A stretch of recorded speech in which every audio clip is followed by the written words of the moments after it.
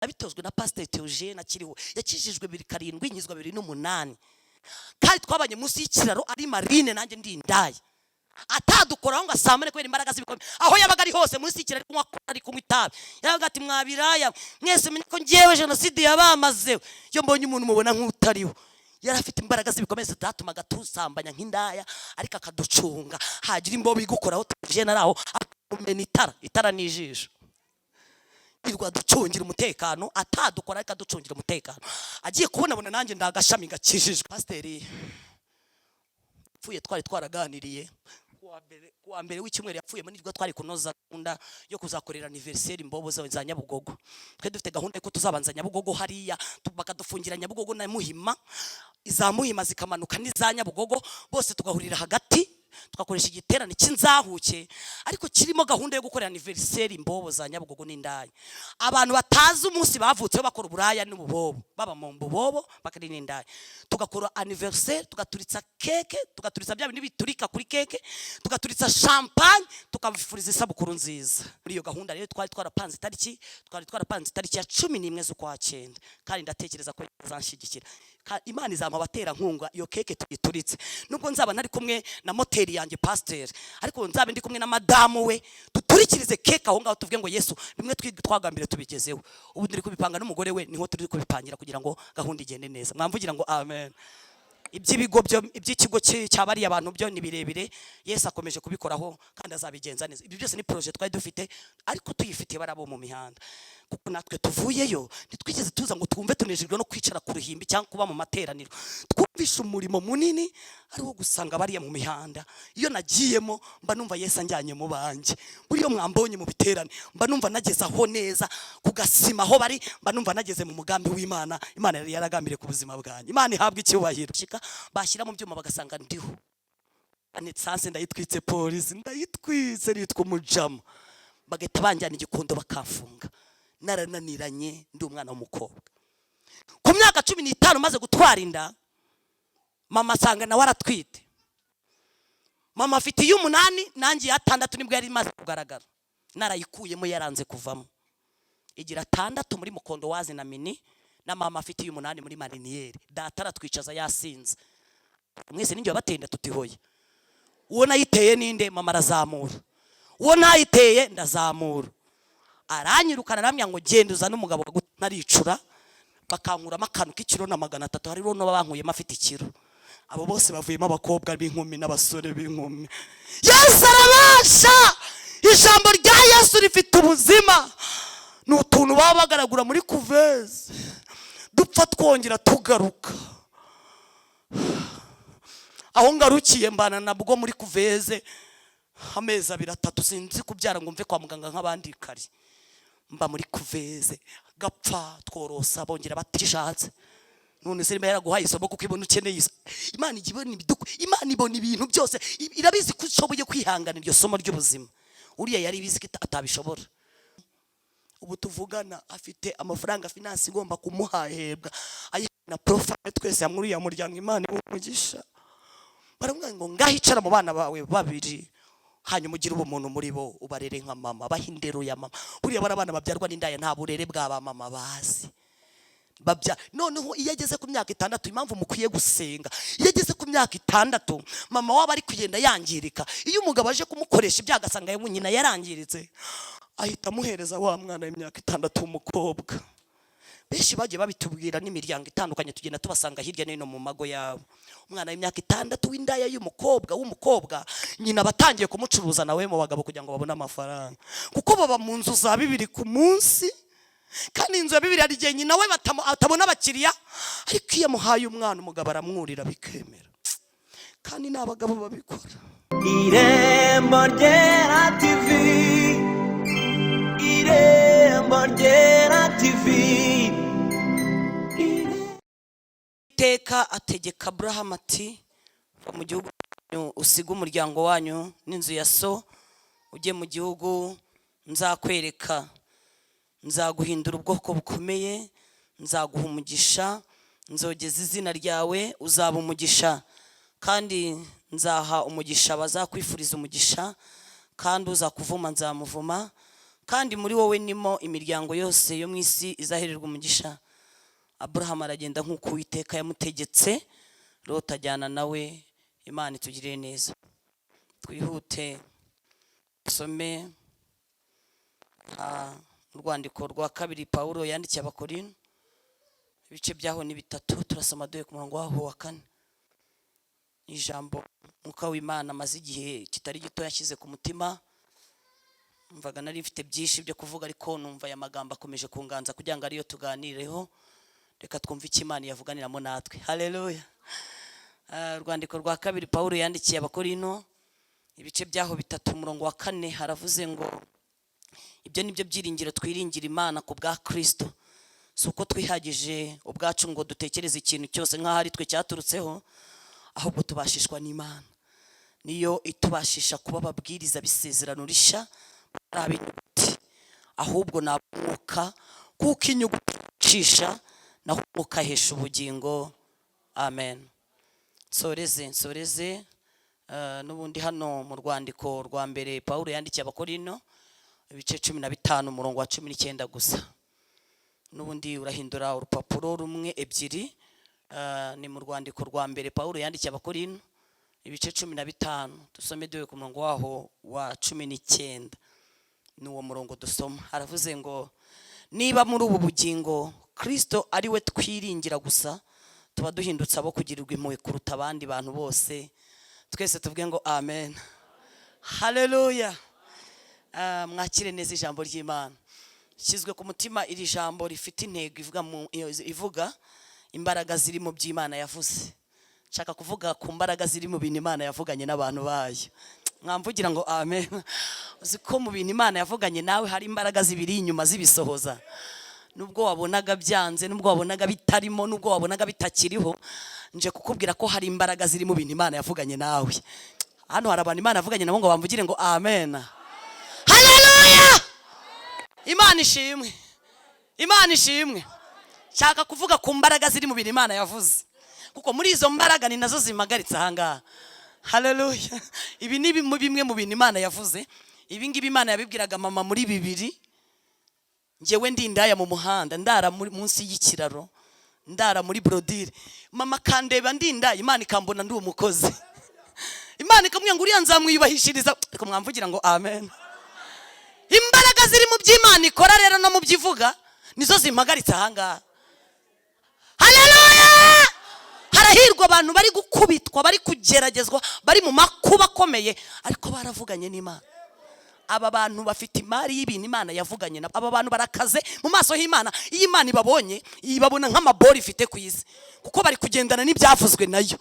Muhita munabyungukiramo namwe mukarindanwa nabyo. Rero njyewe nabyungukiyemo, ndindanwa n'ibyo Imana yavuganaga na mama. Niyo mpamvu mumbona nduyo. Ni mu mbaraga z'iby'Imana ivuga.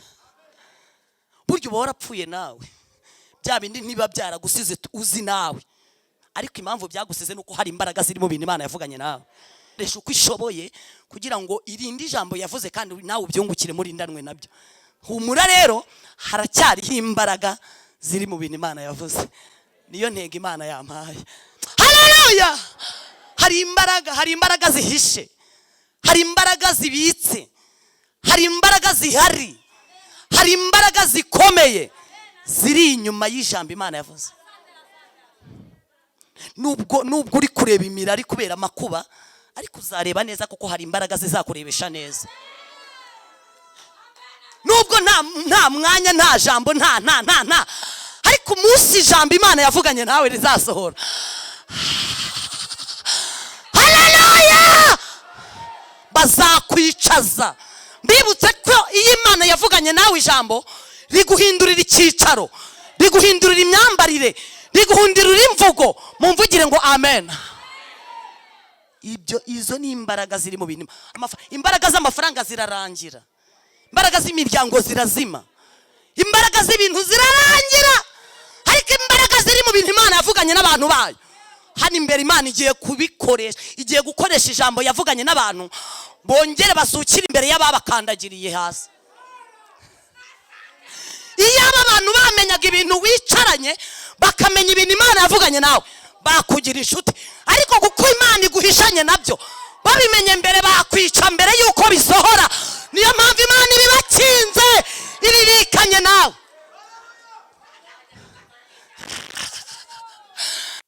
Iyo mu ndaya bamenya ko nzahagarara hano ku ruhimbi baba baranyishe mbere.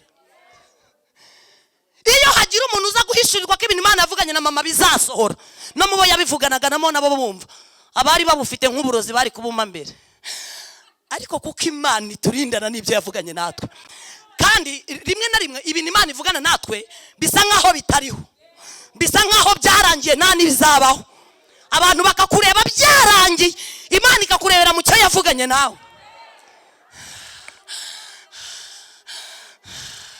Bitarabura ishusho ntago byagira ishusho, bitarabura ibara ntago byagira ibara, bitararangira ngo abantu babone ko byarangiye burya nta bihari. Bikugeraho abantu bamaze kubona ko bitakibaye. Ni imbaraga ziri mu bintu Imana yavuze. Haleluya, haleluya. Nimvuga ko imbaraga ziri mu bintu Imana yavuze, muze kumbabarira ibihe ndi bubagirira imbere, muze kubyihanganira, ntihagire uwo bibangamira, kuko nanjye ndi muri izo mbaraga. Nizo moteri, niyo moteri muri kundebana ku ma YouTube, niyo moteri muri kumbana ku dututi mu biterane byo kurwanya ibiyobyabwenge, niyo moteri. Ni imbaraga ziri mu bintu Imana yagize gute. Iz'amashuri sizi inyuguti se ndazifite? Nta nyuguti ifite, narize se.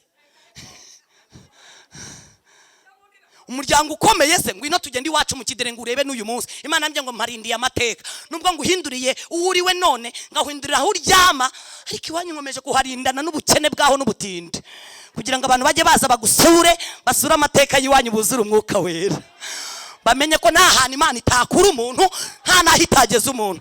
Abasuye iwacu aho mvuka mu nzu y'ibyumba 2 na saro duherutse kuvanamo mama byaramucanze kubera amateka n'ubuzima bwa data w'umusinzi n'ubukene n'ubutindi, afata utwumba 2 ahita tugira chamburete. Ejo bundi Imana imaze kutuzahura dufata za chamburete tuzisubiza ababyeyi. Ayo yakuraga mu dushamburete turayamuha, Imana ihabwa icyubahiro. Imana ishimwe. Merutse kugira ishyaka numva ashatse kwimura ababyeyi banje, kibura mama na watura ahantu hazima, kuko nanjye Imana intuje kuruyenza ahantu hazima. Ngira ishyaka nk'imfura, nge ndifura y'ababyeyi banje nkurikisha 8 twese turiho. Imana avuganye na mama ngo bari abana b'ibirayi ubona bibibobo mu muhanda nibo nzakoresha nk'uzahura.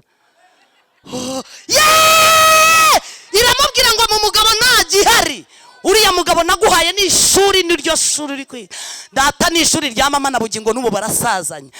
Ariko iramubwira ngo mu bana wabyaranye nabo nzabahindura umugisha, nzabagira umugisha kandi nzabahindura umugisha, bazakubera umugisha ku isi. Ntago ari mu gihugu cy'u Rwanda, ni ku isi hose. None ni ku isi koko, ni ku isi. Imana ikoresha uko ishoboye igakora icyo yagambiriye. Ntiwayibaza ngo uranyura he, uko ifite inzira. No mu kibambasi inyuramo, n'ahatari inzira inyuramo, kuko ni Imana ifite inzira zirenga 1000. Haleluya. Kwitorero bayobewe uko ibigenje.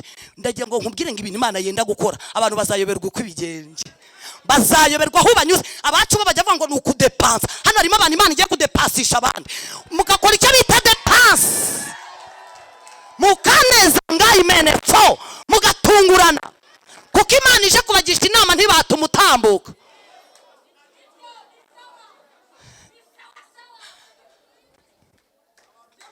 Ariko kuko ikora icyo yitumye, icyo umutima wayo utekereje nikikora, ntawe inyuraho kuko irihagije. Bo birirwa mu matiku gusa. Hari abantu birirwa mu matiku, adufatanya gatutate aje arinda ejo bundi. None se kuba nje ndindaya, Imana wageze ngo ibyo buraya burayireba, nitabirindimo n'umwotsi ndimo ntacyo bitwaye Imana, kuko Imana nta matiku igira. Imana yitwa Uwiteka, ikora icyo yitumye. Nta nzangana Imana igira, nta matiku igira. Ahigukuye ntago hayireba, ikipfa nuko ikuzanye gusa ukagera. Abari hano mwamvugira ngo amen. Kuburi hano ikibazo cyahigukuye, ahigucomoye na amateka yawe nayo. Ibyo uyu mwotsi unyuzuye ijwi, impamvu mwumva rivuga gutya no kubera imbaraga z'umwotsi. Ngo Imana irigera inyurira ngo umwotsi wanyweye. Reka da, ibyo ubujama n'ububebi n'ubuniga wapi, Imana yitwa Uwiteka. Ntacyo biyitwaye, yitwa Imana. Pfa kubona gusa yarampamagaye.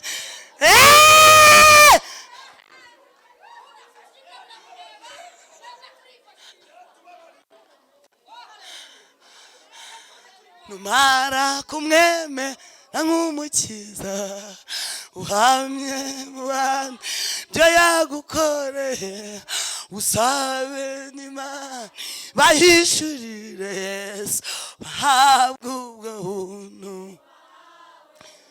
njyewe ninginga Imana ngikwereke Yesu uhabwire nawe niko haleluya nzahabwa n'umwambaro mwiza wera cyane twabacunguwe yatubikiyeyo njya ngira matsiko nkawifuza mugenzi icyama ngo nawe uzawambara ubwo njye ninginga Imana ngikwereke Yesu ukire nawe niko nguza umva nahabwa ikibanza na data wowe haleluya mu rugo rwe rwera kubw'umwana we hazangezayo tubana iteka ryose icyama ngo nawe tuzababa haleluya njye ninginga Imana ngikwereke umwakire nawe niko umva kuri ubu njya ngira mahoro mu mutima ndahawe na Yesu mukiza wanjye hatemba nk'uruzi abisi nibayasi icyama ngasanga uyahawe haleluya njye ninginga Imana ngikwereke Yesu umwakire nawe ko ngusabira haleluya haleluya imbaraga ziri mu by'Imana yavuze haleluya hari abantu tugendana muri ubu buzima no muri uru rugendo rujya mu ijuru bafite ijambo ry'abakomeye ku isi harimo abantu bafite imiryango y'abakomeye ku isi harimo n'abantu bataha ahantu hakaze ku buryo ugera iwe rwose ukavuga ati rwose harimo n'abantu bakora ahantu hakomeye harimo n'abantu bavuka ahantu hakaze ariko turashimira Imana ko natwe abahuje nanjye ko turi mu bantu Imana yavuganye natwe ibintu bikomeye kandi izo mbaraga zizadushyitsa aho abantu batatekerezaga zizatwicaza aho batatekerezaga zizadutuza aho batatekerezaga mwamvugira ngo amena nubwo mvuka mu muryango uciriritse w'abatindi abo bita abakene ariko mu gisekuru cya Yesu harakize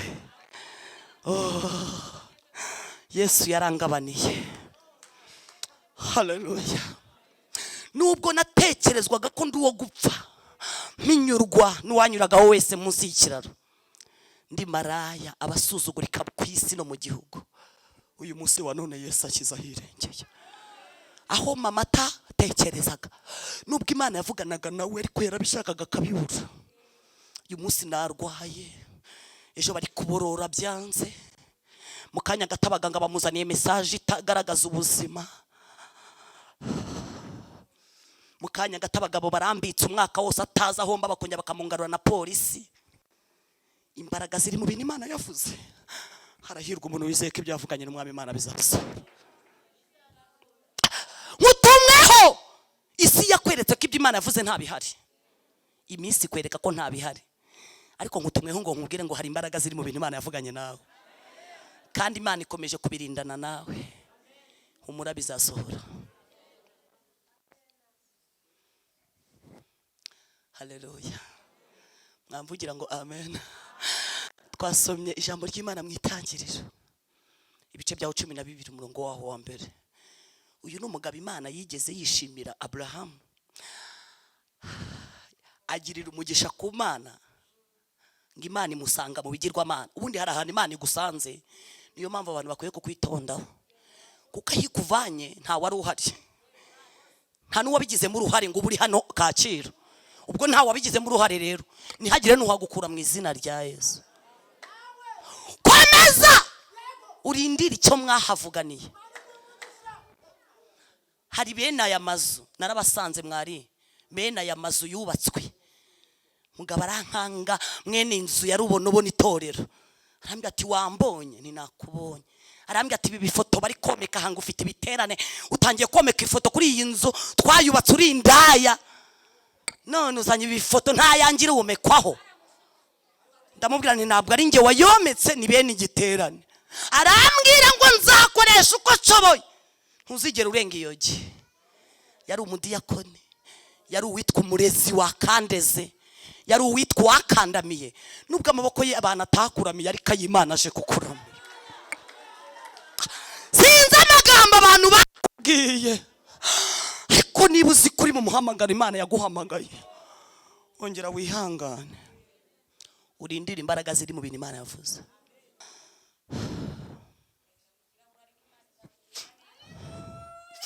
Icyo gihe umugabo wanjye yarantaye, yaramaze imyaka 8 yarantaye. Icyo gihe nari shonje nitura mu rusengero kubera inzara mpima 35. Icyo gihe izina ryanjye ryitwa Mama Fabrice ryari ryarankuweho n'andi mazina mwumvishe, nitwa Mitsirarega. Mbibutse ko imbaraga ziri mu bintu Imana yavuze bidukuraho izina ryacu bwite, abantu bakakwita yabo, bigukura mu mwanya wakagombye kuba urimo ukicazwa mu wundi. Ariko ijambo Imana yavuganye nawe ririndanwe nawe aho ngaho uri muri icyo cyiciro. Akadugudu kamwe kari kiyiziye vuba kahari ya Kiruhura, kari kaza ubuhamya bwanjye, bakundaga kuntumira sindushye, nabugingo no bariko sindushye, mwari sibyo nukuri. Kambwira ati Mama Fabrice tugukunda ko nabicira ugira, tugukundira ko nananiza ngwino. Bahuraga banyitumirira, buri hari abavuga butumwa bazwi nyine bahora bitumirira, boroshye bakandika kuko bakora kwase. Ubundi abapagasi ntago bakandika, ariko abakora kwase baremera kuko nta bupagasi bagira, bo bakora kwase. Ni kwase ubu hano nta mibyizi naje gutanga, ahubwo naje gukorera data wa twese. Ni data, ni papa. Barambwira bati twaragusobanukiwe, ni murakoze. Banyiherera igiterane bari bafite cyo kurwanya ibiyobyabwenge ahitwa muri Yanzara, bigira imodoka, bakora utuntu tw'udupapuro twa fishe, bomeka iwacu ku itorero, bomeka Nyabugogo, bomeka ku mapoto. Ariko Imana, reka mbabwire, Imana ifite depanse, kandi icyo yitumye gukora iragikora. Haleluya. Iwacu bayometse ariko wa gatatu nimugoroba, ku wa kane mu gitondo nibwo nahamagawe n'uwo mugabo. Ahamagara telefone yanjye aramya ngo ndagushaka hano ku itorero. Nitaba vuba ntazi ko nsanze amakuba akomeye, amagambo aryana nk'igisebe.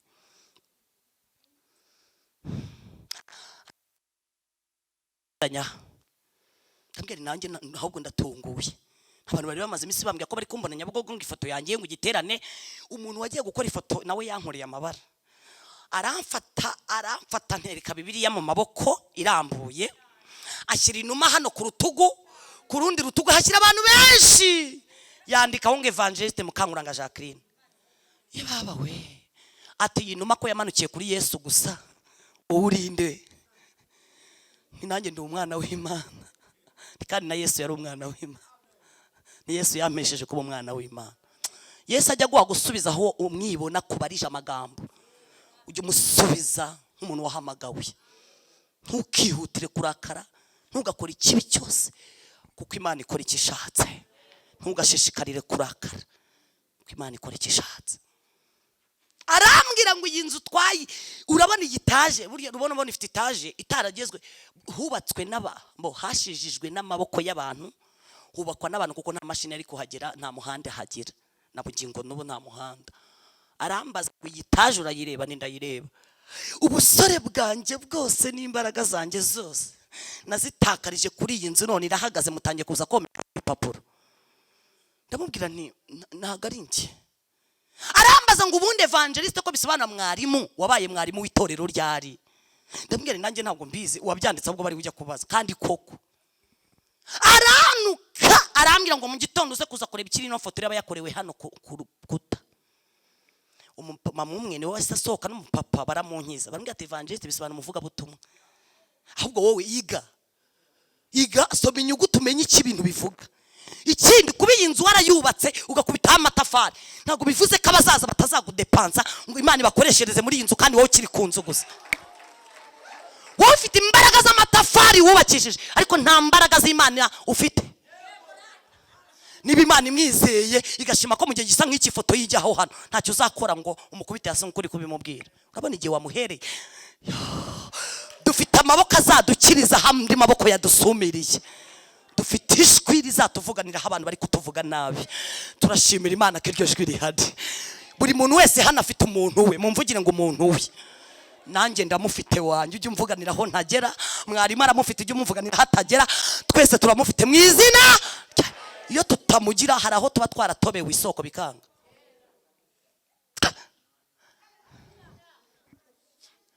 Bukeye kuwa gatanu umuntu arampamagara ati Mama Fabrice ngwino urebe ya foto yawe. Uwo nguwo muri abo ngabo bari barahababwira ko ifoto mu gitondo ndaza nkareba icyo yayikoreye. Ngezeyo mu gitondo sanga yanuguyemo amaso.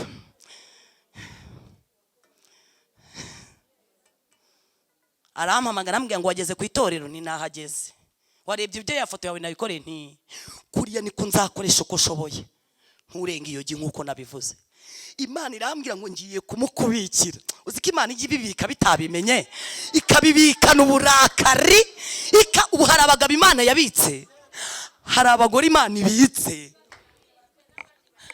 Imana ifite ahantu ibika abantu, wowe kiri umutima gusa. Urugamba ruharira Imana. Uyu munsi ntawe ugihari, yaramwibikiye. Ubabitse mu rwagwa na kanyanga arasinda. Iyo duhuye arambwira ngo mwana ngo none se wankubise bibiri, nkahita nyamusiga ndayamuha, kuko Imana impinduye wo kuyamuha ataratekerezaga ko nzayamuha. Uretse n'ifoto niyafunguye ngo telefone ye, yarambwira ngo niyo mfunguye telefone wagashenzi we ngo gita ngusangaho ngo waramamaye ngo waramenyekanye. Ndambwira ngo singe wamenyekanye, ni Yesu uri muri ngiye wamenyekanye. Bose nkubita bibiri kuyo wirirwa uyoragura nkahita nyamuha, kuko ndayayoragura nk'uko abibona. Abari niba kubona ko usa n'amafaranga ntuzipfobye, babwire ko usa nayo, kuko nubwo utarayagira ugiye kuyagira kuko urasa nayo. Ntukipfobereze imbere y'abashaka kupfoba, ntugapfire imbere y'abashaka kupfa. Mwamvugira ngo amen. Ndi kuvuga ijambo rivuga ngo imbaraga ziri mu byo Imana yavuze. Imana isanga Abraham kwa Setera. Ndi kuvuga ahantu Imana ijya idusanga. Musanga yanura yanika ibigirwamana byo kwase. Mbwira murebera mubenguka. Ubu dufite abantu Imana yabengutse. Wakora kose nushaka kumukura muri iri hema, kuko Imana yamuteye maramera. Hari abantu Imana yateye baramera. Nubwo wabakokora ntibakokorwa, nubwo wabasunika ntibasunikika, ahubwo bahora baraba. Karungu nasomye ijambo ngo nka karungu mu mahwa, niko umukunzi wa Kristo ameze mu bandi. Giti kibyiga karungu ariko ikanga ikazamuka hagati y'igiti, ngo igacunga igiti gihuza ikongera ikazamuka, ngo kandi igeze hejuru mu bushori ngo ihitira indabo zivamo amavuta yitwa Suzana. Arya amavuta twisiga abagore yitwa Suzana ava muri karungu izamuka igiti kitabishaka. Muzumva ukuntu ahumura. Mwamvugira ngo amen. Imbaraga ziri mu bintu Imana yavuze ziragusunika badahari, zikagusunika bahari, zigusunika zikwegeza mu mugambi w'Imana, bapfuna basakuza batabishaka. Maze guhamagarwa umurezi ukomeye ku isi n'Imana, niyo murezi. Andi maboko yose aragukikira, yabona Imana isohoza ibyo baguhanuriye bakajugunya bakajya banahonyora, ariko Imana ikagusanga munsi y'ibirenge byabo ikongera ikagutombagiza. Mana we mbana n'abantu bamwe mbita ba mama, gasukari kabonetse tusangira akenda nkaka nkababwira ubuhamya aho kavuye. Buryo uryo ubwira n'umuntu nanaguhinduka nagukure mu rusengero, kuko n'umuntu mu muntu hatuyemo ibyiza n'ibibi, ariko muri Kristo wavuze ngo munyitegerezo ninjye cyitegererezo cy'abizera. Niwe wenyine udahinduka Yesu, naho abantu barahinduka. Nari naraje rero kubera ikidirenga nari niviriyemo mu buhamya burebure. Mvuye mu kidirenga ndeba imirari, nta kambaro nta turyo. Umugabo anyirukanye, nge nakijwe umugabo yanyirukanye tumaranye imyaka 2, kandi umugabo wanjye ari imbobo nanjye ndi indaya, yampofokeye mu kabari. Ni nawe dusazanye, Imana ihabwa icyubahiro. Niwe usajishije iniga yanjye, nanjye nitwa umujama. Twese turi amaji yo mu kabari munsi y'ibiraro byarato. Ariko Imana izi guhuza ibintu. Imana reka mvugeho gato ndarigaruka musibyo, kuko ko burya abayoborwa n'umwuka w'Imana nibo bana. Haleluya. Mama yavuganye n'Imana. Mama yari umurokore, papa ari umusinzi, nabugingo n'ubu data no umusinzi. Dutuye mu Gatsata, ninge fura y'ababyeyi banje, aho bita mu Kiderenga. Kiderenga ituranye na Rubonobono ADPR. ADPR iri haruguru, Kiderenga irimo hasi ku gishanga ku mazi, ni naho dutuye, inzu yacu iteretse mu Kiderenga. Mama yibonye data ari umusinzi, yibona bahungutse data arasinda noneho by'intangarugero. Yari umukorodoniye papa, mama acuruza agataro. Urwo rugo rero rw'umukorodoni n'umunyagataro, mama ararwitegereza areba inkona kubitwa, areba ukuntu papa ameze, acomoka muri data aragenda arikirizwa. Aravuga ati ndabona ibi bintu nta wundi wabimfasha ni Yesu. Ubu hari abantu babuze uko babigenza nyine baza kwa Yesu, ariko bahageze Yesu abaramiza yombi. Yarahageze ngo Yesu amuramiza yombi, ngo atangira kuyasengera data ngo akizwe n'abajya mutwaza isakoshi nk'abandi babyeyi. Mbibutse kuko mwicaye hamwe ababyeyi, ntago mwese muzatwaza amasakoshi. Ntago abagabo banyu ntago bazabatwaza amasakoshi mwese. Ashobora kuzarinda apfata yigutwaje, ariko ari iniga yawe, urumva? Hari iniga by'isakoshi ibyo binatabizi, ibyo kugura igitenge. Ntago abagore bose bambaye kiri bikomere, abagore bose bambaye ntago bambikwa n'abagabo. Buri wese afite uko arwubatse n'ibanga ry'urugo. Hari abantu bahora babyineka benda no kuzivamo. Imana ibeze. Mama bana n'Imana. Imana imwigisha ubwenge bwo kwikorera agataro noneho ubundi bushya, akajya acuruza aho bita Nyarugenge hariya hahoze isoko. Imana ihamuhera umugisha, agura akabanza, nibwo yahise azamuramo ako kazu k'ibyumba 2 na saro, ahita yomuraho utwo twumba, ahita tugira chambrette, twajya tumusayidira mu buryo bw'igishoro. No mu kwiga kwacu ko twe dutagiye primaire, mba ntangiye primaire ara ku Muhima. Mu gahe gato Imana irazira amubwira ngo mwana wanjye, uriya mugabo usengera ngo akizwe agutwaza isakoshi, ni ishuri uri kwiga kandi uzasaza ukiga ishuri ryawe. Uriya haraba abagore bashatse bashaka ibisubizo, ariko harimo n'abandi bashatse bashaka amasomo. Kandi ni wabaza Imana ngo kuki wabikoze gutya, Imana ikora ikishatse. None se Imana yaraguhaye isomo kuko ibona ukeneye. Imana igibona ibiduko, Imana ibona ibintu byose, irabizi ko ushoboye kwihangana iryo somo ry'ubuzima. Uriya yari bizi ko atabishobora. Nakomere mu mwanya arimo, arindira iby'Imana yavuganye nawe. Imana ibwira mama ko bazasazana muri iryo somo ry'ubuzima.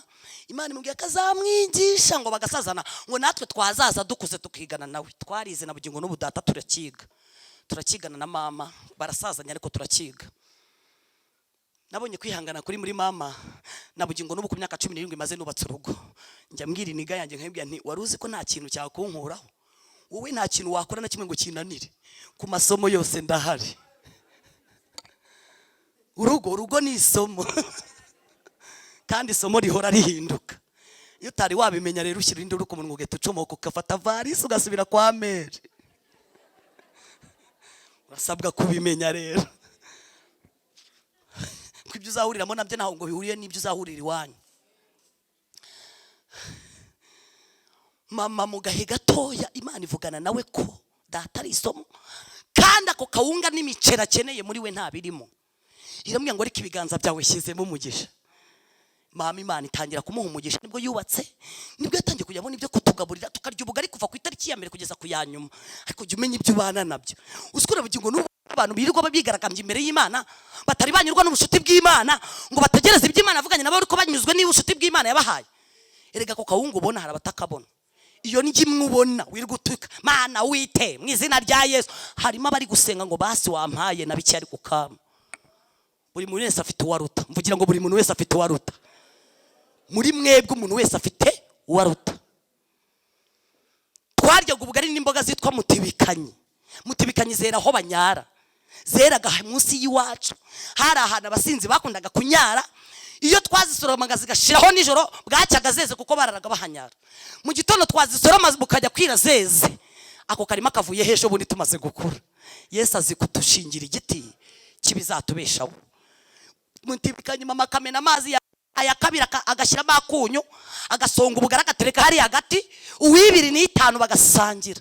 Uwitanu yacuraga uwibiri yamenya gukwesha azabukata. Hari amaga ameze gutyo. Ibintu bya bebe irya ntago abantu bose bakuze barya pe France. Urumva? By'imigati ya mu gitondo tumenye none ahanga turi gusaza. Ariko turashimira Imana ko amasaziro yacu ari meza. Haleluya! Tangiro ryawe nirwo ryaba rito. ariko amasaziro yacu azaba meza. Nubwo nta mugati namenye, ariko Imana ishimwe ko abanjye nabyaye bari kuwumenya. Bakanampinduza ngo turashaka capati, mama shokora yanze utuzane breba, ariko Imana we kwa John ibyo nta byari bihari, breba na shokora. Ariko Imana ishimwe kuko twakuza atariko abacu tubareze. Haleluya. Humura ubuzima ubaye muri umusore ntago ari buzaba mufite urugo. Imana izakurengera, Imana izaduha amasaziro meza. Imana ivugana na mama iramubwira ngo dore nubwo mu mugabo wawe nta kirimo, ariko mu bana wabyaraye ukabyarana nabo nzabaha umugisha, nzabahindura umugisha, kandi nzabanyuzamo umugisha wawe. Imvura yajyaga igwa tukareka amazi, ibatiri kava tukarara tureka amazi, cyo twirwa tureka amazi. Imana ikabwira mama ngo iryo batiri twe tuzarisimbuza irindi. Imana ikabwira mama ngo do twagiraga sheze ebyiri, harimo yitwa imfata mabuno. Iyo umubyeyi yayicaraga hatiteguye yafataga amabuno agahamagara umuryango, agahamagara abana yabyaye, tukaza kuyikuramo. Iyo ntebe bayikuyemo ejo bundi dukuze bazicanisha imbabura. Hari ubuzima turimo, ariko hari ubundi tuzagira hano imbere budutegereje. Ntiwongere kwigirira nabi kuko mu Mana birahinduka, kandi mu Mana Imana igitungura umuntu ikanamutunguza abandi. Mu gahe gato Imana ituvuzeho umugisha, mu kandi kanya igarutse kuri mama iramubwira ngo hahirwa ibyanjye bitazagusha. Iramubwira ngo dore Satani yasabirije abana bawe, kandi ijambo mvuganye nawe rigiye kukugerageza, ariko humura uzamenye ko ndi Imana yavuganye nawe mbere. Abantu Imana yavuganye nabo mbere mumvugire ngo amen. Itaza kuvugana nawe mbere uyu munsi warakuyeho, ariko impamvu uriho no kubera imbaraga ziri mu by'Imana yavuganye nawe, ukirindiriye bigukomeza amanywa nijoro. Imana ivugana na mama iramubwira ngo dore abana bawe barakunaniye, dore uzabura inzira unyuramo, uzicuza impamvu wasigaranye nabo kuko mama ni imfubyi, abantu bose barashize. Ariko Imana iramubwira ngo ariko uzibuke ko ndi Imana yavuganye nawe, kandi nkomeje kurinda ijambo navuze ku bana bawe, kuko nzabiyubahishirizaho. Imana yayubahishiriza ku bidafite ishusho bikagira ishusho.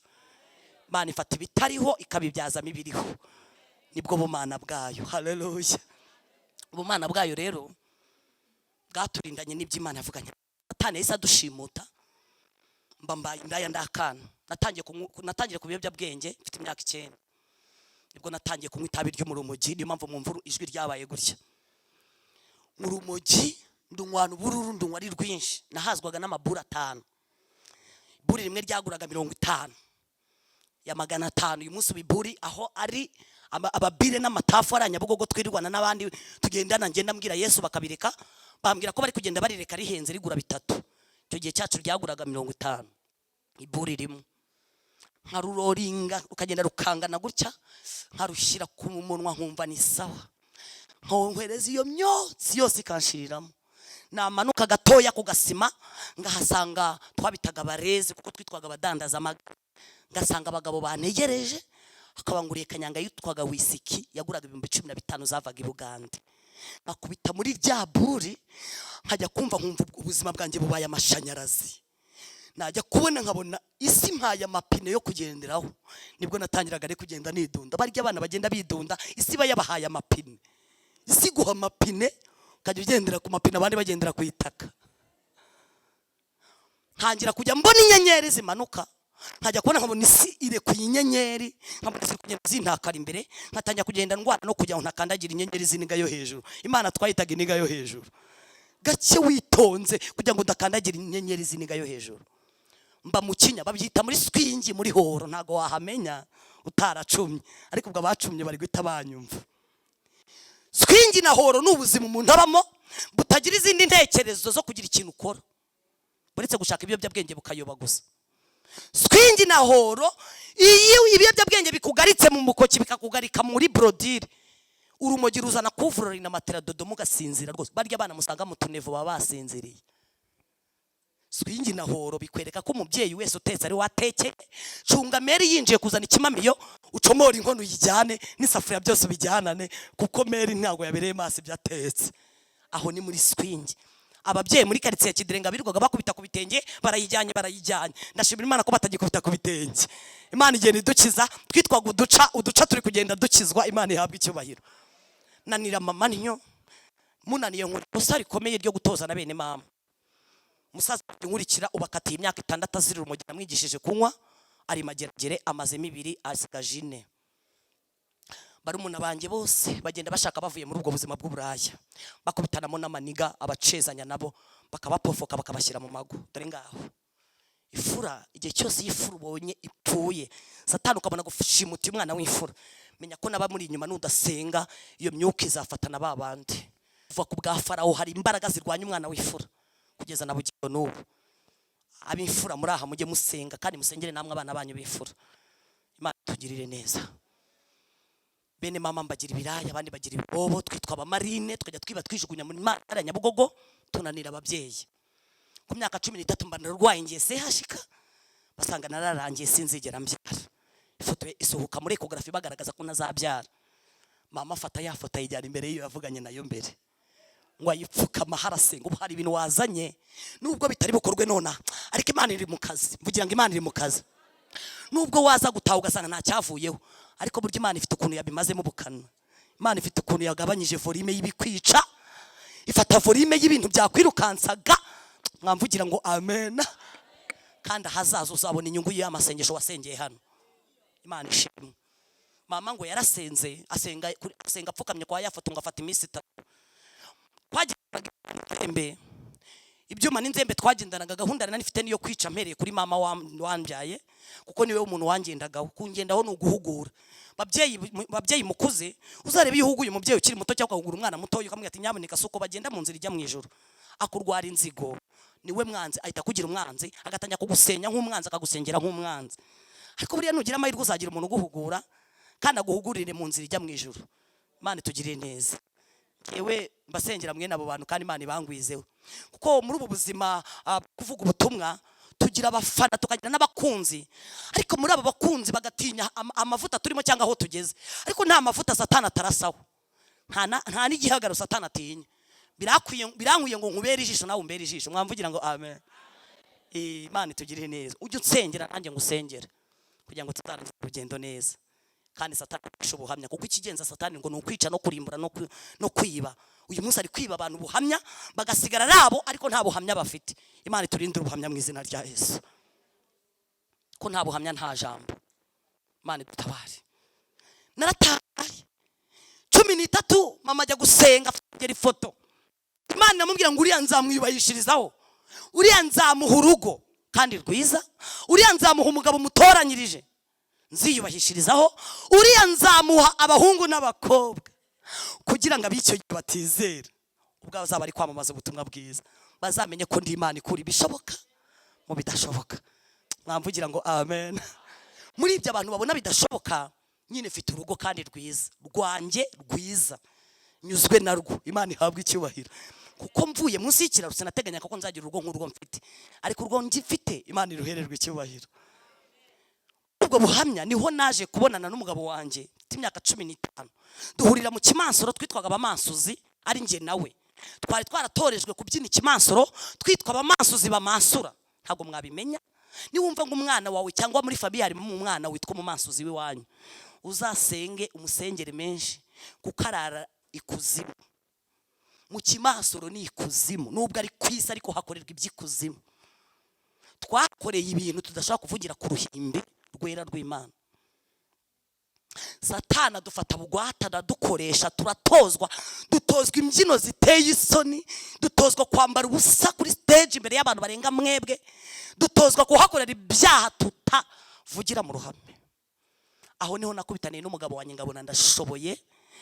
Abonye shoboye arambya ngo mani nzagushyira mu magumbere mama w'abana. Urumva mani ndagupofotse, ngabarampofotse.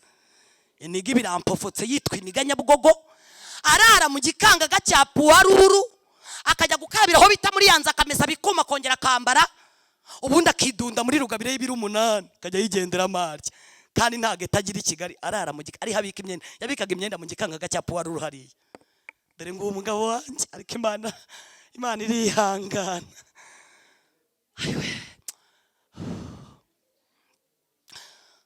Imana irashoboye. Umwana wavuye iwabo nawe ageze mu wa 3, nanjye ishuri ryananiye ngeze mu wa 3 ufite imyaka 9, nawe ava iwabo afite imyaka ava iwabo ageze mu wa 3 nawe afite 9. Ahita afata Kigali aza kuba marine y'i Kigali, nanjye asanga ndi indaya muri Kigali. Dukubitanira mu muhanda tumasura, abarampofotsa ambwira kazanshyira mu mago. mfite imyaka 15 wamaze kugira imyaka 20. Abarampufutse mu kanya gato yansaba kumusura, mba ndamusuye, atira akazu bagenzi be, aho niho navanye inda y'umwana wacu w'imfura. Uburaya nakoraga, nari presidente w'indaya, nari nyoboye site 3, nari nyoboye Dobandi, nyoboye na Kiderenga, nyoboye n'agaco gatoya ka Nyamirambo. Ndi presidente baranyizeye, nirwa nzi managinga, mbakorera ibyaha, mbafasha gukura minda, mba managinga kujya babona abakiriya, abaripfuye tukabahamba tukababwira ko tuzabasangayo. Ndashima Imana ko nazabasangayo, nzagiye iwacu mu ijuru. Wacu ni mu ijuru kandi ho negereje umukiza akazaba. Aho ngaho iwacu barakubise, baramfunze uyu mureba mu murenge, baramfunga igikondo. Ariko iyo bamfungaga babaga bamaye umwanya wo gutekereza ku byaha nkora. Iyo navagamo nabaga mbikumbuye kuko nagiye meze. Iyo ngezaho njya mvuga ngo umunyuru nukuraho ibyaha, inkoni nizikuraho ibyaha, igikuraho ibyaha ni Yesu umwana w'Imana watambiwe ibyaha kugira ngo twese abariho duhinduke gukiranuka ku Imana. Mumvugire ngo amen. Niba warakuze ugakoresha uburyo bwose bikanga, nyuri y'ibiganiro kandi nyuri y'amasengesho. Mbibutse ko izindi ntwaro zose zirananirwa, ariko intwaro y'amasengesho n'amavi no gupfukama hasi ugahamagara Imana ni intwaro itaneshwa.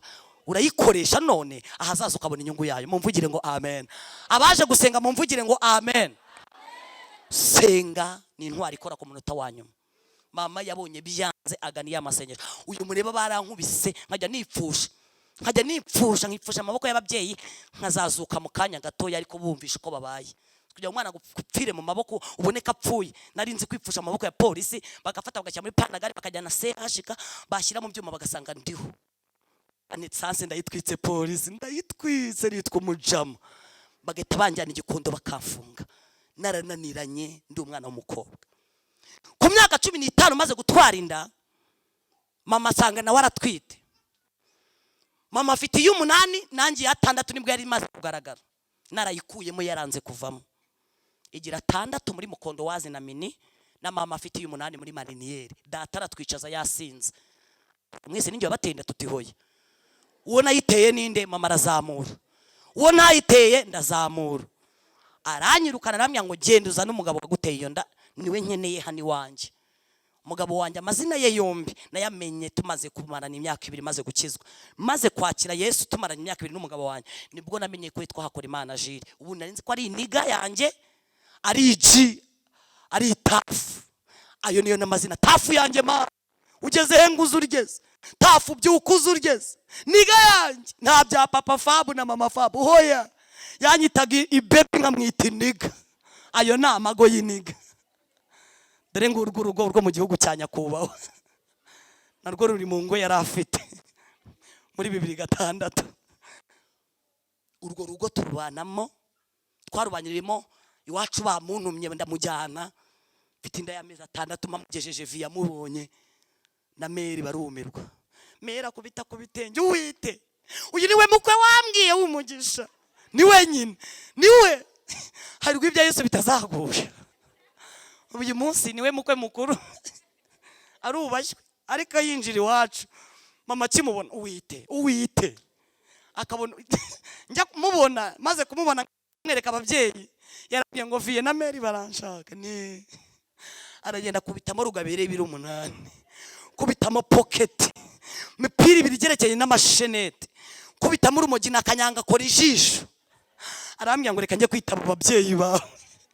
Tugeze mu nzira arambwira ngo Vie navuga ndamumena. Yaje afite gahunda yo kumena Vie. Uwo ni umukwe. Ababyeyi mwabyaye mujye musenga Imana. Nujye usenga ntukajye usengera ahangaha uri gusa. Jye usenga nahazaza naho kugira ngo utazabona ibyo kutakwiye kubona. Amen. Vie mumushyiriye Mera kubita ku bitenge. Vie aramureba aramubaza ngo niko wambobowe. Niwe wateye inda dore jambo umugabo yakiriye agera iwacu. Njambwira ngo amagambo nakiriye iwanyu bwa mbere ateye ubwo. Kandi nimbaraga z'amateka twanyuzemo ariko ihangane. Uyu munsi uri kubwirwa meza ni karibu mukwe mukuru. Ayowe ariko Imana ifite andi mateka. Imana ifite andi mazina. Mama mwita umukwe mukuru, iyo yadusuye mwita umukwe mukuru. Papa akavuga ati papa Fabri wadusuye ni karibu. Bakicara bakaganira, ariko Mana we waraturengeye. Imana ishimwe. Ariko uwo munsi aramubaza ngo niko wambobowe. ni we wateye iyi ndayinda agira gutya niko wandaya iyi mbobo niyo yaguteye inda nanjye ngiranye yarebye ibyo bintu biriwe mu rugo biri kuhakorerwa n'ubusinzi yifitiye kwihangana biramunanira yinjira mu nzu azana umuhini aratugurukana muri karitsiye dore ngo kuko navuye iwacu n'inda y'amezi 6 na mukondo wazi na mine tugeze hirya ku gasima via dukubita umujugujugu aramvuma ndagenda turashimira Imana tuvanyeho n'imivumo y'ababyeyi umugabo arandeba nanjye ndamureba arambaza ngo dukora ikikomba mu gikangaga mushakira ikarito nigunira kikura tujye kwibanira mu gikangaga ndamwira ni gikangaga n'umuhanda byose ni kimwe nzaba hano munsi y'ikiraro n'ujye nyenera ujye usanga hano munsi y'ikiraro twe tugeze harya munsi y'ikiraro cya Nyabugogo abahaza arigendera dore ngo kuko yagiye nanjye sigaraho ngiye kubona mbona ikirere kimanutse buriya rero impamvu utari wabona ko ikirere kiri hafi aha no kubera ko utari wahura n'imana bituma kikuza hafi narebye hejuru mbona ikirere kiramanukiye nibaza icyo nkora kiranyobera nyita niyemeza kuba igicamuke ubu umuntu uhita bumvamo nyita niyemeza ko nazigera nkaraba barya abana mubona badakaraba burya nawe yakaraba gacya nubu umuntu bwashize muri we kubera amateka y'ibyamubayeho ariko umwegereye ukamubwira ko Yesu amukunda kandi n'igihugu kimukunda ukamwegera ukamubwira ko gukaraba yakaraba gacya n'ukuri yakaraba kandi Imana ikazamukugororera nyabuneka nujye umucaka gusaba ijana ujye urimuha kuko ntuzi uhaye Imana kandi Imana izaguha umugisha ejo uzamubona Imana imuhinduye mu ndi wundi mu bantu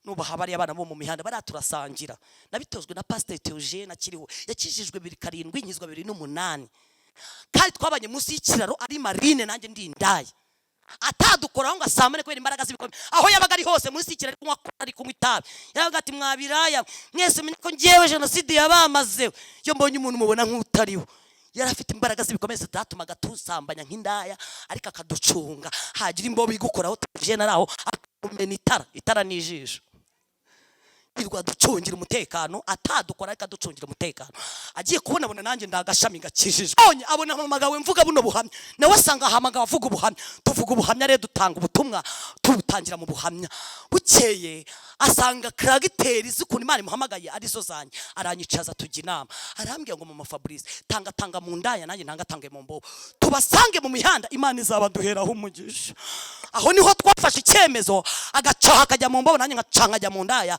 uyu mureba natangiye kujya ndara ntegana n'indaya ntatega nkasiga umugabo wanjye mu buriri ngiye nkajya kurana nteganye nazo nzibwirira Yesu nkajyana amafoto nkayabereka mbwa nanjye nari indaya Yesu ankuyeyo kandi dore uwo mbayewe namwe Yesu arabakunda igihugu kirabakunda kugeza ubwo mbasengera bakajya bapfukama bagiteze bagapfukama nkabasengera mvuga ngo Mana ngo cya pasteur cya Jamani Imana dutumye aga pasteur muza abanza dusengere wenda n'akazi kacu kazahuka bagapfukama nkabasengera ku itara atanga njya kuryama nkora amasita atandukanye ngira icyifuzo mu mutima ko Imana yakorera mu itorero igakorera mu gihugu tukajya tubasanga kudusima aho bakorera tukababwira ubutumwa ndashimira Imana ko yashyigiye icyifuzo cyanjye haleluya ibi biterane byo kurwanya ibiyobyabwenge Imana yabisezeranyije harimo abantu babizi Imana isezeranye imbwira ngo dore umurimo urahari imbere ibyo wasengeye ngiye kubinyuza mu itorero no mu gihugu kandi muzabona abaterankunga nzaba finance y'Imana ndashimana ko yamanutse uyu munsi bari gukizwa haleluya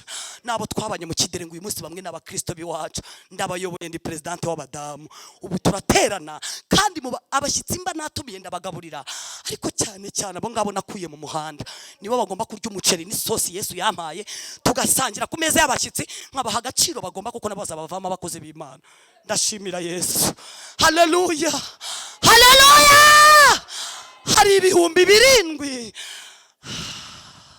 bikinyanyagiye Yesu yazana nabyo bikazana ibizonye gupfukamira Bayali kandi ninjye nawe Yesu akoresheje ndashima Imana yamaye finance naririye finance nkajya mbona 2 bama mu itorero na 5 bidahagije kuko 5 hari igihe nyanyurana Nyabugogo bikarangira shize Nyabugogo nahanyura nkasanga turaho ngaho tugiye kuryama mu bikarito tutigeze turya twanyweye tineri kandi tineri yica mara umwana iyo yanyweye tineri apfa rukamara apfa aruka inyama zo munda ariko agaceri ugashyiramo agafiriti muri tineri ibiryo biganza tineri iminsi yari kuzapfa amahara agahura na Yesu akamukiza imbaraga za tineri niko nabyizeye 5 rero nta cyamara hari ya Nyabugogo kwifashe imbeho 5 cyangwa 6 ibiryo bigeze ku cyabiri ipura ya makeya urumva ndazizi ipura za makeya ipura ya makeya ya Nyabugogo igeze ku cyabiri mwebwe mu amaresitora aciriritse yose ya Nyabugogo ndayazi. Kubera iki? Kubera abo mamarine banje turagenda tugakaraba twese intoki tugasangira mbabwira Yesu wabambwe, mbabwira ko Yesu abakubise umuceri Imana, Yesu abakubise umuceri ni murye, iyi meri ivuye mu biganza bya Yesu kandi mumenye ko abakunda. Hano ku Gasi mujye ujya mwikarita kuvuga ngo hari umwami uri hejuru y'abami, unkunduza aho ndyamya uharyamuze ko hari imbaraga z'Imana ziri ahantu uri kumwe na, kuko nanjye naharyamye hari imbaraga zincungira umutekano uyu munsi mbaye uyu nguyu. Nkababwira Yesu nkabasengera, nageze twamara kurya tugatandukana nkajya iwanjye, ariko nkasiga byibura turiye no kubiryo. Usikugira umuntu arari hanze aranashonje kandi abandi bari kubimena.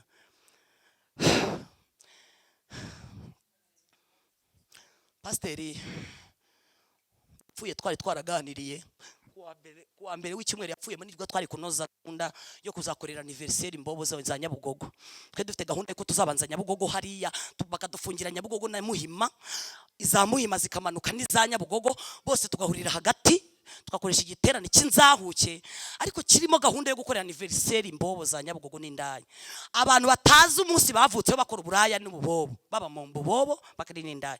Tugakora anniversaire, tugaturitsa keke, tugaturitsa bya bindi biturika kuri keke, tugaturitsa champagne, tukabifuriza isabukuru nziza. Muri iyo gahunda rero twari twarapanze itariki ya 11 z'ukwa 9, kandi ndatekereza ko izanshigikira. Imana izampa abatera nkunga iyo keke tuyituritse. Nubwo nzaba ntari kumwe na moteri yanjye pasteur, ariko nzabe ndi kumwe na madamu we, tuturikirize keke aho ngaho tuvuge ngo Yesu bimwe twagambire tubigezeho.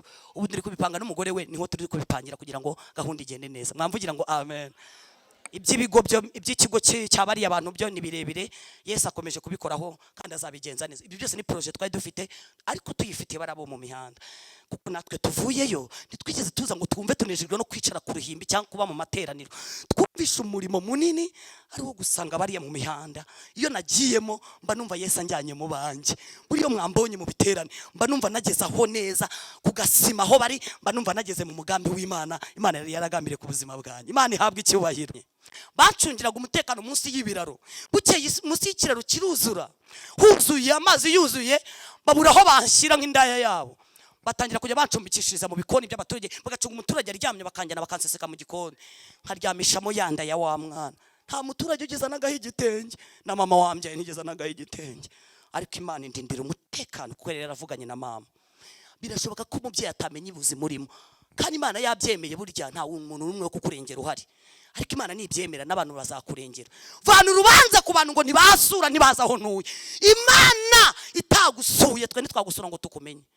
Imana ijya yemera kugukinga abantu bikemera. Yankinze mama araryama na data barasinzira, ngewe mba munsi y'ikiraro nta gatenge mfite. Umbonye avuga ngo wandaye we kwa John wari waratinze, usanze mu gikoni cye ndyamye akanyiruka nkana imijugujugu. Mba hariya munsi y'urusengero rwa Rubona mu bikoni byabo bidakingwa narayemo. Abo bagore narariye mu bikoni, ubu uyu munsi ndabayoboye ndi presidente wabo. Imana ihabwa icyubahiro. Jya witonda ku muntu kuko nuzi icyo Imana izamugirayo. Imana yarandinze, indindira munsi y'ibiraro, indindira mu bikoni kugeza indikuze. Umwana arakura, igihe cyo kugera kubyara, nenda kubyara kuko bankuye hanze kuwa 4 mbyara kuwa 6. Baragiye bariyegeranya Nyabugogo, Imbobo za Nyabugogo harya kuri gare, barateranye bateranyiriza umugabo wanjye, bamuteranyiriza akazu k'5,000 amezi 2 10,000, bibye batubuye. Mwene data kumugisha Imana yaguhaye, ni bangaho ugurira mituweli atari uko itorero ryabiteganyije. Kumugisha Imana yaguhaye, ni bangahe wambika, ni bangaho ugurira agasabune ko gufura. Muri twebwe harimo imirimo, ariko nabugingo n'ubu ntabwo tuzi kuyikora. Twirwa ducyurirana, twirwa turebanaho. Imana ihumura amaso yabitorera, ugarura urukundo rwacu rwa mbere, kuko nta mukene ukwiye kuba muri twe. Bamwe Imana yarabagiriye neza, ni twebwe ubwacu twakarundanye tukarundarundana. Twese nituganye ubushobozi, ariko Imana iguhaye ubushobozi urabukoreshereza he? Imana dutabare. Naratangaye ubushobozi bwabo bwo kwiba no gutubura babukoreshereza kuri mugenzi wabo w'Imbobo ari we mugabo wanjye. Badukodesheza akazu 5,000 amezi 2 10,000 kwa Rukemura mu Rubonobono, barakishyura. Baragenda bagura sheze ebyiri kiruhura, barazishyira mu nzu za okaziyo. Bagura ka kameza ka 500 bagashyiramo ka okaziyo. Bagura akamatera k'abanyeshuri kacuye karangiye kabaye nk'umusambi kiruhura, bagashyira mu cyumba. Bagura udusafuriya n'udusahani bashyira mu nzu n'akababura. Kuwa 4 ku itariki 4 saa 12 ngiye kubona mbona iniga yanjye iraje isanze ku Gasima aho nabaga nicaye. Rusazi runtumaho, uyu mureba nabaye marine, urusazi runtumaho. Naranze gukaraba, nijoro mu bukanyumvisha wo munsi y'ikiraro no ku mazi, umwana agakina mu nda, nkambwira Imana nkawe uri mu biki, ariko ibyanjye ntiyabaga byitayeho, yakinaga nk'umwana mu nda, ariko avuye mu musozi. Imana ishimwe, Imana ishimwe. Mpageze sanga imbobo, umugabo anyaza kunkura ku gasima njyana mu mago ye, mpageze sanga imbobo zanyiteguye ziteguye kunsezeranya. Ubu baransezeranije, bansezeranya n'imbobo yabo, baranshingira, bazana kanyangana n'urumogi, nibyo byari gukora muri reception. Turabanza dukora reception mbere, bankubita kanyanga ndarucoma, urumogi ndarwuzuza, ndenzaho kanyanga zitwa chief, ubushashi ndabukurura, maze kucuza chief n'urumogi, baransezeranya, barambwira ngo mani tugiye kugusiga iyi niga, ntuzayiteza ababire n'amatafu n'amageni ngongera usambane, uzayikunde, nuyibura na kawunga n'ibirayi, ujye dusanga ku mihanda tugukubita umwotsi usinzira. Imana niyo nkuru mana, urumva baba barasezeranije. Dore ngaya mago mba ndayafashe. Uwo mukuru wasezeranyije wari mukuru w'imbobo, perezida w'imbobo, ubu uyu munsi ari mu rumuri, arayoboye muri komite y'urumuri ku itorero rya Rubonobono, nawe ari muri komite y'abanyamasengesho. Mwamvugira ngo amen. Tumaze kubwirizwa ubutumwa bwiza bwa Yesu, twumvishe kandi abo nabo bagirira umumaro Imana, none koko bari kuza bakagirira umumaro Imana. Haleluya! Imana ishimwe, Imana ishimwe, Imana ishimwe. Nahageze kuwa kane, kuwa gatanu nirwa kubise ntazi ibyo ari byo, kuwa nijoro ibise biranga biba byinshi, babanjyanye kwa muganga, iniganye biranjyanye, ingejeje kwa muganga. Mwibuke ko nta gitenge baguze, mwibuke ko nta mariniyeri, nta kigoma, nta sarubeti, nta mwenda w'umwana, baguze materiyeri bashoboye nk'amaniga. Ibyo ntabwo bari kubyibuka mu bwenge bwabo. Babanjyanye kwa muganga, bangejejeyo, byagiye kugera kuwa gatandatu mu gitondo, Fabrice yageze ku isi. Babahamagaye umugabo ati ngwino, araza ati dore wabyaye. Mugano wanjye nabyaye iki? Mugati wabyaye umuhungu. Amaniga yiyongereye mu gihugu, ngo amaniga twayongereye. Muganga arareba arumirwa. Buriya rero mu maserivisi mukora marabo mwakira mukabona nta bwenge, ariko nabo mujye menya uko mubakira, nabo ni abantu nk'abandi. Aramwakira mubaza ese zana igitenge twambika umubyeyi, uzane na kigoma dufatiremo umwana n'isarubeti. Muga nta byaguzwe yaranje, ahita acomoka arigendera. Nese nta byari byaraguzwe nyine. Muganga asigara amfatira mu mashuka, n'umwana amufatira mu mashuka, ahita acomoka ajya Nyabugogo ajya kuvuga ko twabyaye amaniga yongere mu gihugu, ngo baraserebura. Mu kandi kanya aragaruka kwa muganga, bahita bamuca 15 kuko na mituweli nari mfite. Bamuciye 15 nabwo aragaruka arabibabwira, barongera bariba baratubura, bashaka 15 yo kugira ngo ibebi yabo n'iniga yabo ntoya bive kwa muganga. Baraza bankurayo bangendesha n'amaguru, bangeze iwanjye mu Rubonobono, bamvanye ku Muhibo. Bamaze kwishyura ibitaro, mama bibenye byo biramunanira, azana kagoma, azana n'agasarubeti, azana n'igitenge. Imana impumugisha mama. Mva kwa muganga nnyo, mama yangeje munsi y'urugo, munsi y'iwacu mu rugo, arigendera, asigana n'imbobo n'indaya bamerekeje. Mu magona bwo bazana kanyanga n'urumogi, barampemba. Mani wakoze akazi kose, nakoze akazi kose, barampemba. Rumogi na kanyanga barampemba, n'umwana wabo bakajya bafata kamuhuha mu mazuru, kabebe kakajya bati ngo mwotsi utazakora utazuriwe. Umwana atangira ngo umwotsi ku kiriri, aho niho bahise banamwita izina, baramwanga Imana niyo nkuru uzabaho, Imana niyo nkuru uzakura. Wiswe Imana niyo nkuru Irene Fabrice, yitwa Imana niyo nkuru Irene Fabrice. Kuva uwo munsi sinigeze menya guheka umwana, na mwonsi nyeresaga igihe nshakiye. Yatunzwe n'amazi ari mu rumogi, atogosheje mu rumogi kugeza ku myaka 2 yamenye kugenda no kuvuga. Yakuze afite umutwe gusa, kubera ko kwirwa ryamye, atajya hekwa, atajya yegurwa mu buriri. Iyo umwoto wamushiragamo nkabona atangiye kwinyagambura, namukubitaga mu ndi. Ntago abana b'indaya muturanye bitonda, ahubwo nuko bahorana ibiyobyabwenge babaha kugira ngo akomeze aryamenye nakora akazi. Babayeho ubuzima bubabaje. Mperutse kuba ndi kumwe n'indaya imwe ahantu hariya za Kinyinya, twe turi kubaganiriza, turi kumwe n'ubuyobozi butandukanye na Prefame, twese hamwe Pofame. Tuganira n'indaya imwe, yarambonye ntanga buno buhamya mbasengera, mbabwiriza mu ry'Imana ndabasengera. Aranyengera arambwira ngo mama, aramobera n'ibiyoga byose yaravuye gusinda, arambwira ngo nabaho numvisha ibintu bikomeye. None si indaya twebwe kira ni yego murakira turakira. Arambwira tuba ikintu kimbabaje, mfite umwana w'imyaka 2 maze kumukurikiza, afite agahinja asize ndyamishije. Ako kana k'imyaka 2 iyo nabuze abagabo nkaza ngasanga kari kurira mu nzu, ndakirukana kakagenda kagatorongera, nyuma y'imisi 3 nkazabona kongeye kagarutse k'imyaka 2. Arambwira ngo ndi nyama mararira, arambwira ngo ndi inyamaswa, niba ninyuka nkafata umwana w'imyaka 2 nkamwirukana ngo ndakwirukanye kagakobwa kakagenda, inyuma y'iminsi 2 kabuza aho karegama kakongera kakagaruka. Yarabimbwiye n'ubwo buyobozi twari turi kumwe turarira, turangije turamufasha turamusengera. Yarambwiye ngo ndashaka ko Imana imubu umuntu kuko bwararangiye. Kandi ndashima Imana, ubu afite inzego zimukurikirana bahise bamushyira mu nzu. Ubu tuvugana afite amafaranga finance igomba kumuhahebwa ayina profile twese yamuri ya muryango. Imana imugisha. Baramubwira ngo ngahicara mu bana bawe 2 hanyuma ugira ubumuntu muri bo ubarere nka mama, bahindero ya mama. Buriya barabana babyarwa n'indaya nta burere bw'aba mama bazi. Babya noneho iyo ageze ku myaka 6, impamvu mukwiye gusenga, iyo ageze ku myaka 6 mama waba ari kugenda yangirika, iyo umugabo aje kumukoresha ibyaga asanga ye nyina yarangiritse, ahita amuhereza wa mwana w'imyaka 6 w'umukobwa. Benshi bagiye babitubwira n'imiryango itandukanye tugenda tubasanga hirya no hino mu mago yabo. Umwana w'imyaka 6 w'indaya w'umukobwa nyina batangiye kumucuruza nawe mu bagabo kugira ngo babone amafaranga, kuko baba mu nzu za 2 ku munsi. Kandi inzu ya 2 ari gihe nyina we atabona abakiriya, ariko iyo muhaye umwana umugabo aramwurira bikemera. Kandi n'abagabo babikora.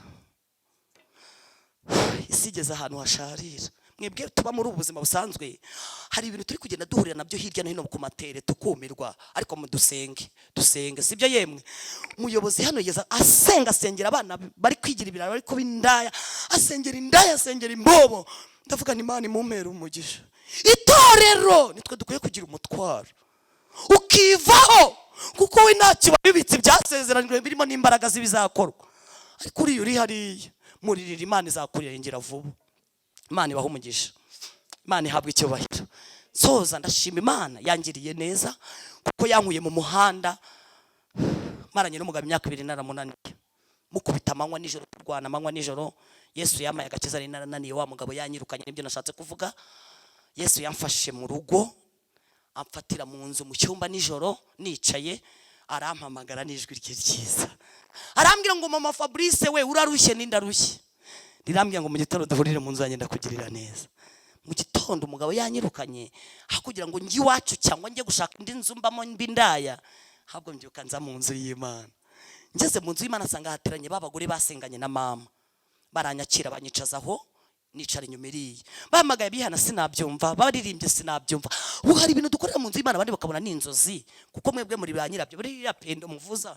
Yesu yabahaye impano yo kuyivuza, ariko hari ubona muyivuza nimumurenganye nawe. Nuko nyina bibona, ariko hari nawe azabibona nkuko mubibona. Mwamvugira ngo amen. Mumurwaze kugeza ubwo azabibona nkuko namwe mubibona. Naricaye bahamagara bihana sinahaguruka, bararirimba sinkahaguruka, nkajya nanabipima. Kuki batariza bava ngo nigende, bari kunsakuriza bahana ubuhamya bw'abatware. Ariko bigeze mu masaa 9 umwuka wera aramanuka. Mwuka wera n'umurimo, mwuka wera n'umuriro. Mumvugire ngo amen. Mwuka wera akora akazi. Musabe mwuka wera aze mu materaniro hose, mwuka wera ageza mu mitima y'abantu, kuko mwuka wera we yemeje aba yamwemeje. Mwuka wera yaramanutse bari kubyina, araza aranyemeza ibyaha byanjye, anganiriza ku nzara mfite ziteye zisize, anganiriza ku musatsi uteyeho plante, anganiriza kuri mukondo wazi na minine naje nambaye, anganiriza ku mwana w'urutwe gusa nari mpetse utajya uheka utajya wonka. Mwuka wera aranganiza nsanga ndi inyamaswa, ndahaguruka ndaboroga ndaza ndapfukama ndihana. Musi mwiza ntazibagirwa, n'umunsi nakiriyeho Yesu. Haleluya, musi mwiza. Ndapfukama ndaboroga, mbabwira ukuntu ndaza umugabo hanze iyo yatampaye ya menshi. Iyo umugabo yabaga atansukishije namurazaga hanze, mbabwira ukuntu namunaniye ndaramukubita, mbabwira ukuntu mbwira ngo va yurye wa mbwawe wa musega we, akaza akabirya cyakarurira yatinda gasanda bimaze. Naramunaniye mwita imbwa n'umusega, kandi akanyita ibebiye ngiye nkamwita imbwa. Ndabwira ni narananiranye ndi mubi. Mbwiza Yesu kuri, mbwiza n'abantu b'Imana ukuri. Abiki gihe dukukeneye kubwiza Yesu kuri, tukamubwira tuti turaba ntiwihagarareho, ubwize Yesu kuri uragubwa neza. Mubwiza ukuri, ngiye kumva numva umutima yahajemo akantu k'akayaga. Iyo tumaze kwatura tukatuza Yesu n'akanwa kacu, tukatura ibyaturemeraga tukabyikoreza Yesu, mitima yacu izamo akayaga. Haleluya. Ngiye kumva numva akayaga gahushye mu mutima. Ngiye kubona mbona umudamu arahagurutse inyuma yavuze indimi, abaraje aramfasha tumva uko Uwiteka avugana nawe. mwana wanjye uhereye none ndakubyaye. Mwamvugira ngo amen. Nanjye mba niswe umwana w'Imana. Imana iramyanga irambyaye. Umumama aranterura nereka ku biro bya mapasiteri mupenzi ku Ruhimbi. Imana iramubwira ngo nderera, ugiye kurera isi, ugiye kurera igihugu, ugiye kurera itorero. Imana iramubwira ngo yongeye kumukoresha umurimo, kandi ntimuzongere kugira aho mujya munsi y'umukozi, kuko uyu mubyaye nk'umukozi si mubyaye ngo yicara. N'uyu munsi umupasiteri uje iwacu, ayo magambo mama pasiteri arayamubwira ati Imana yamuhamagariye mu kazi. Ntabwo yigeze muhamagara ngo yicare ku itorero. Vuga ngo kubura ku itorero iwacu nta rubanza, kuko Imana yamuhamagaye nk'ukora umurimo. Haleluya. Imana imamagara gutyo, ntangiye kujya ngendana nabo ba mama pasiteri, hagera nkavuga ubuhamya bw'ukuntu mvuye mu buraya nta sida, mvuyeyo ndabyaye. Uyu munsi mbyaye imbyaro 11, hariho abana 4. Mu buryo bwo kugoragoza kw'abaganga, kuko mbyara mu buryo ngo abaganga batize. Barambwiye ngo mu buryo twizemo, uburyo byaramo nta burimo, kuko mu buryo bw'abaganga bize bwararangiye, ariko mu buryo bw'ijambo Imana yavuganye na mama buracyarimo. Mu buryo bw'abantu hari birangira, ariko mu buryo bw'Imana hari bitangira. Mwamvugira ngo amen. Haleluya. Mu buryo bw'abantu ntabwo baragoragoza, abo bose byagiye byanga. Nageze kwa muganga kuko barandyamisha afite interwa kubera ubuhamya bwaho mvuye n'ubuhamya burebure.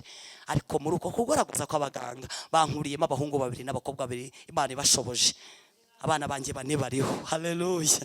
Imana impaye umugisha, ndabareba nareba ahantu bakuwe bava mu rupfu.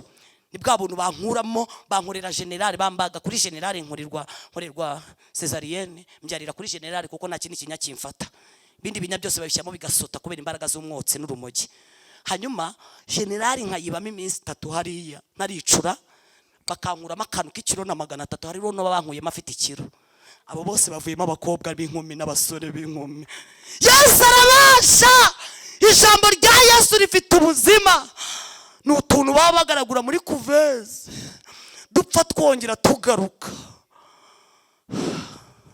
Aho ngarukiye mbana nabwo muri kuveze amezi 2-3, sinzi kubyara ngo mve kwa muganga nk'abandi kare. Mba muri kuveze gapfa tworosa, bongera batera, bongera bagarura mu mwuka muri oxygen. Najya kubona nkabona mu mezi 2-3 kagize ikiro, kagize ibiro 2. Yesu nkabona arakampaye. Bavuyemo abakobwa b'inkumi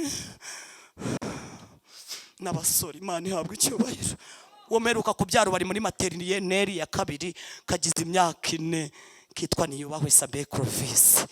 Yesu nahabwa icyubahiro ko afite uko abigenza, akarinda ijambo yavuze. Ijambo yakubwiye nubwo ryanyura mu muriro no mu mazi, amaherezo rizasohora. Kandi ni Imana yikenyeje imbaraga ku byo yavuze. Yarambwiye ngo kubyo navuze warabibonye. Yego. Wabonye uburyo nguhama abana? Nabibonye. Ndi Imana irinda ijambo. Cyane umbwirira abantu ko ndi Imana irinda ijambo. Kuko bariya ntiwari ubemerewe. Muganga wese ufashe ibizamini arumirwa. Arambwira ngo ibi ntibibaho. No. Akavuga ngo no possible. Ariko muri possible havamo negative. Haleluya. Muri negative havamo positive. Mwijuru hari Imana ifite ubushobozi. Ndabashimira Imana ko maze gukizwa Yesu yinjanye agakiza n'ibintu byose. Yaje agakiza kaje gahetse byose iwanjye. Yesu atangira kuma amasezerano kazamera n'umugabo agakiza. Ubu yampaye agakiza. Haleluya. Arakijijwe, mvuga ubuhamya, mvuga ubutumwa, ntangira ndi umunyagice, mba ndabatijwe nuzura umwuka wera. Haleluya. Mufasha umuntu utamufite n'umukene, umuntu utamufite n'imfubyi yo mu itorero, kuko ntacyo ufite. Mbere yuko usaba ibindi banza wakumufasha. Iyo ntamugira simba mbahagaze imbere, kuko namaze kuzura uwo mwuka wera. Umugabo wanjye arandeba asanga ngo nambara nk'abasazi, sanga agatambaro nikava mu mutwe ngo nambara ibitenge. Arambwira ngo ntabwo nagushatse wambara nk'abasazi. Uwo Yesu uri kuvuga mu rugo rwanjye w'umwinjira, umwinjira winjiye aho iwanjye, akagukura mu kunywa urumogi, twarasangiraga urumogi, akagukura mu kwambara ukuntu wambaraga n'injye nakundaga, nashaka kwambara korana mukondo wazi. Niko nagushatse ngo ukunze umeze. Subize plante ku mutwe, wongere uko wasaga. Bitari ibyo ndakumena itara. Ngiye gusenga, Imana iramya ngo dore uruganda rwatunganijwe kugira ngo utunganyirizwemo. Iramya ngo ariko hirya y'uruganda nzakugirira neza. Irambwira ngo nzaguha umugisha, ngo uhindure umugisha, kandi uzakwifuriza umugisha azawugira. Mwamvugira ngo amen. Emera uhanyure. Hari ahantu Imana igiye itunyuza kugira ngo iduhindure abandi hano imbere.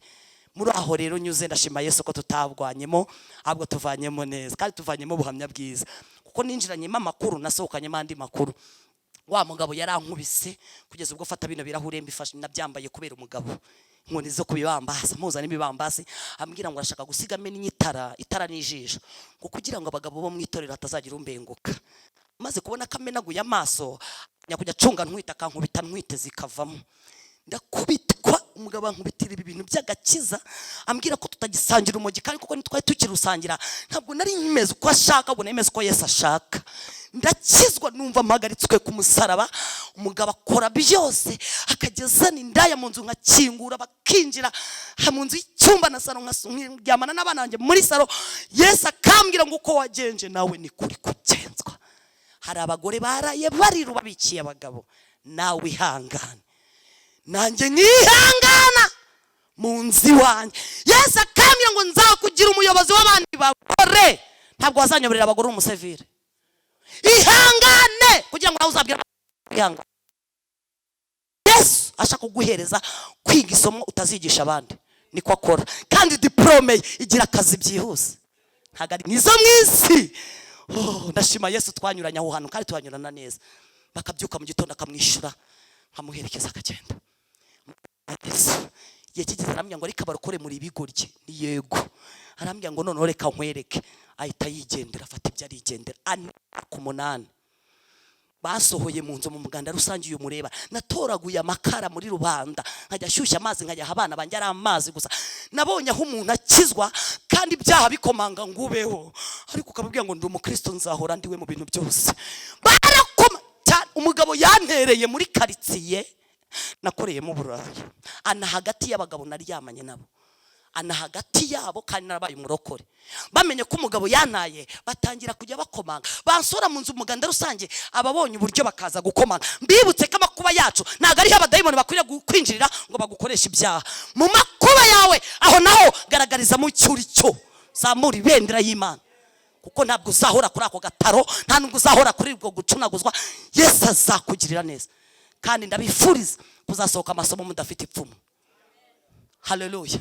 Uzasohoka isomo ry'Imana udafite ipfumu kuko iry'abantu Imana iry'abantu muri yo wize isomo ry'abantu cyangwa uri mu ishuri ry'abantu rirasengerwa ariko ishuri ry'Imana nta uri sengera ngo rivaho ahubwo kusenga ugwiza imbaraga zo kuribamo neza. Turashimira Yesu wabanyemo natwe muri ayo masomo y'ubuzima. Nasohotse ejo bundi 2014 nibo nyasohotse nayabayemo we. Nabonye aho umuntu yikubita mu rusengero kubera inzara. Nabonye aho izina rya Mama Fabrice rimvaho nitwa Mitsira rega mpima ibiro 35 kubera inzara. Nari ifite igufa ryabikaga amazi nkayamenera mu nzira ntazi ko nayagendanye. Umuntu wese atijya kwipimisha sida wirirwa ubeshya abantu ko nta sida wavanye mu kirenga singiyo. Hari Imana izo kugaragaza ukuri.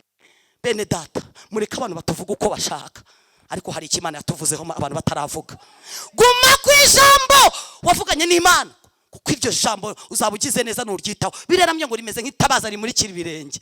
Mwamvugira ngo amen. Kandi ijambo Imana yavuze ku muntu wayo iraririnda. Bibiliya iranamye ngo irindisha ubuhiri. Namukanyivuze ko izayarindisha ubuhiri niko yatubwiye. Haleluya. Imana yarindishije ijambo ryayo ubuhiri ku buzima bwanjye kugeza ejo bundi risohoje. Imana irarisoza. Mubo wanjye wari warantaye imyaka 8 abamwamaraya. Muri iyo myaka hari amezi nagiye njya kwishyura.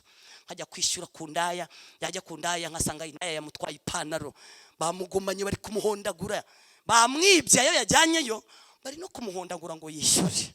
Bakabara bamagaye bati umugabo wawe bari kumukubitira ku dobandi bari kumukubitira mu cyaha hafa hanaha bari kumukubitira mu jyaha naha bari kumukubitira hangaya Nyamirambo yabagaza Nyamirambo na cyaha hafi n'ahandi nkaho. Nkagenda nirukanka nkajya kumenya ko situation zimeze nkazineka ku muntu uraho hafi yambwira uko gahunda zimeze nkaba ndirukaze nkagenda nkaguza mwene data 2 kuko benshi bagaba ari 2 5 nkaza nkaya kuguza ukayama nkiruka nkajya kwishyurira imari yanjye bakamusubiza ipano cyangwa bakamurekura nuko ejo akajya handi ndishyura. N'uyu munsi yakijijwe ndakishyura kuko arabakimufata ati waranyambuye man nuko nkasubira inyuma tukishyura kandi tubanye neza. Yesu atubanishije neza. Ikintu bita urugo ni ikintu cyawe ni imari yawe kwiye kururunda paka uzarugeza mu ijuru. Nzarurunda paka ndugejeje mu ijuru. Haleluya. Yesu abana nanjye muri ayo makuba. Bukeye baramufunga bamufungira igikondo bagiye kubamanura ngo babajyane wawa. Imana iramya ngo hoya ndamukugaruriye kandi mugaruye nk'umutungo wawe dore muhaye agakiza. soje ibyasezeranijwe, kuko muri we mugakiza agiye gukizwa harimo imigisha yawe ikomeza. N'uyu munsi ndacyari kuyiryaho, Imana ihabwa icyubahiro. Imana yisi mugarura, bageze mu modoka bari kurira tata cya gitata, ngo umupolisi mwara muri amazi atari ku bundi wofungiye iki fande sinyizi ngo ino hano amuhagurutsa mu bandi. Iyi Imana yaje bayaje harahana Imana ngo hagurutsa abandi bakihicaye, ngo aramuhagurutsa ambwira ati ngo ino hano, naho Imana yari yarayivuganye nanjye ngo aramaze ubundi wofungiye iki, ndati nacyo nzi, sohoka cha mana kugende hari igikondo. Ahita sohoka, baragiye ageze hanze abatiye agatelefone ati sheri ndabizi ko ari amasengesho yankuye igikondo.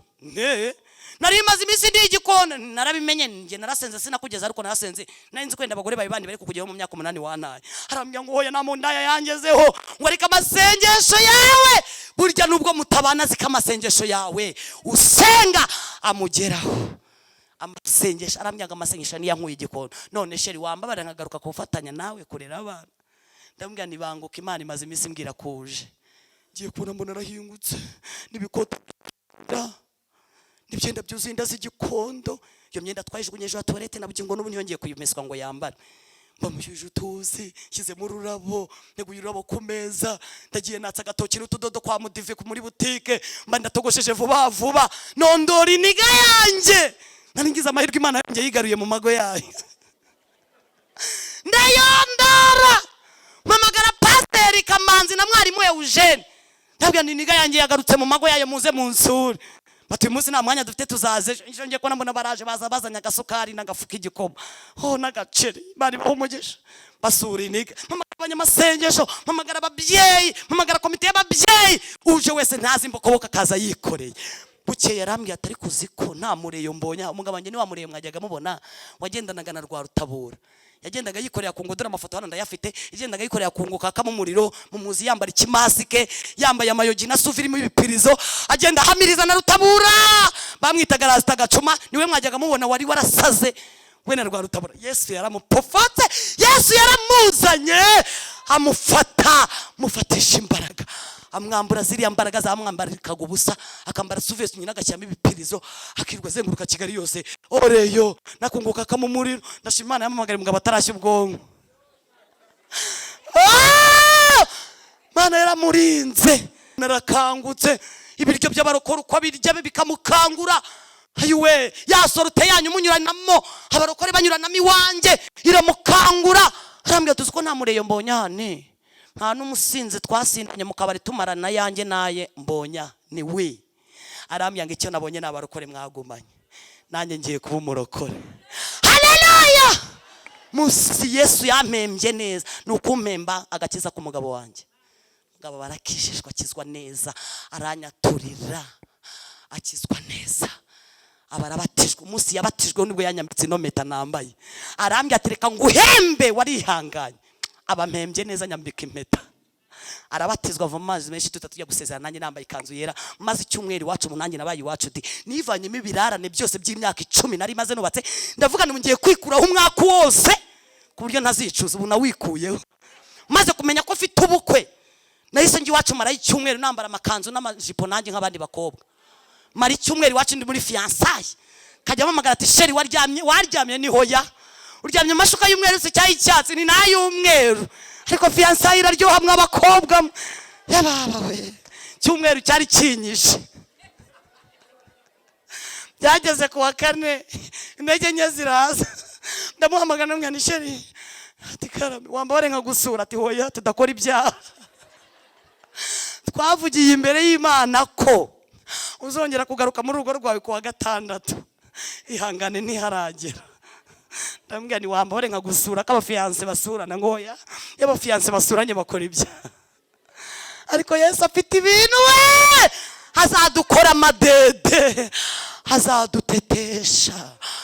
Yesu ntabwo Yesu nari naramufashe nka Yesu w'ibikomere, Yesu w'ibibambasi, Yesu w'inkoni, Yesu w'inzara, Yesu wo kwambara ubusa.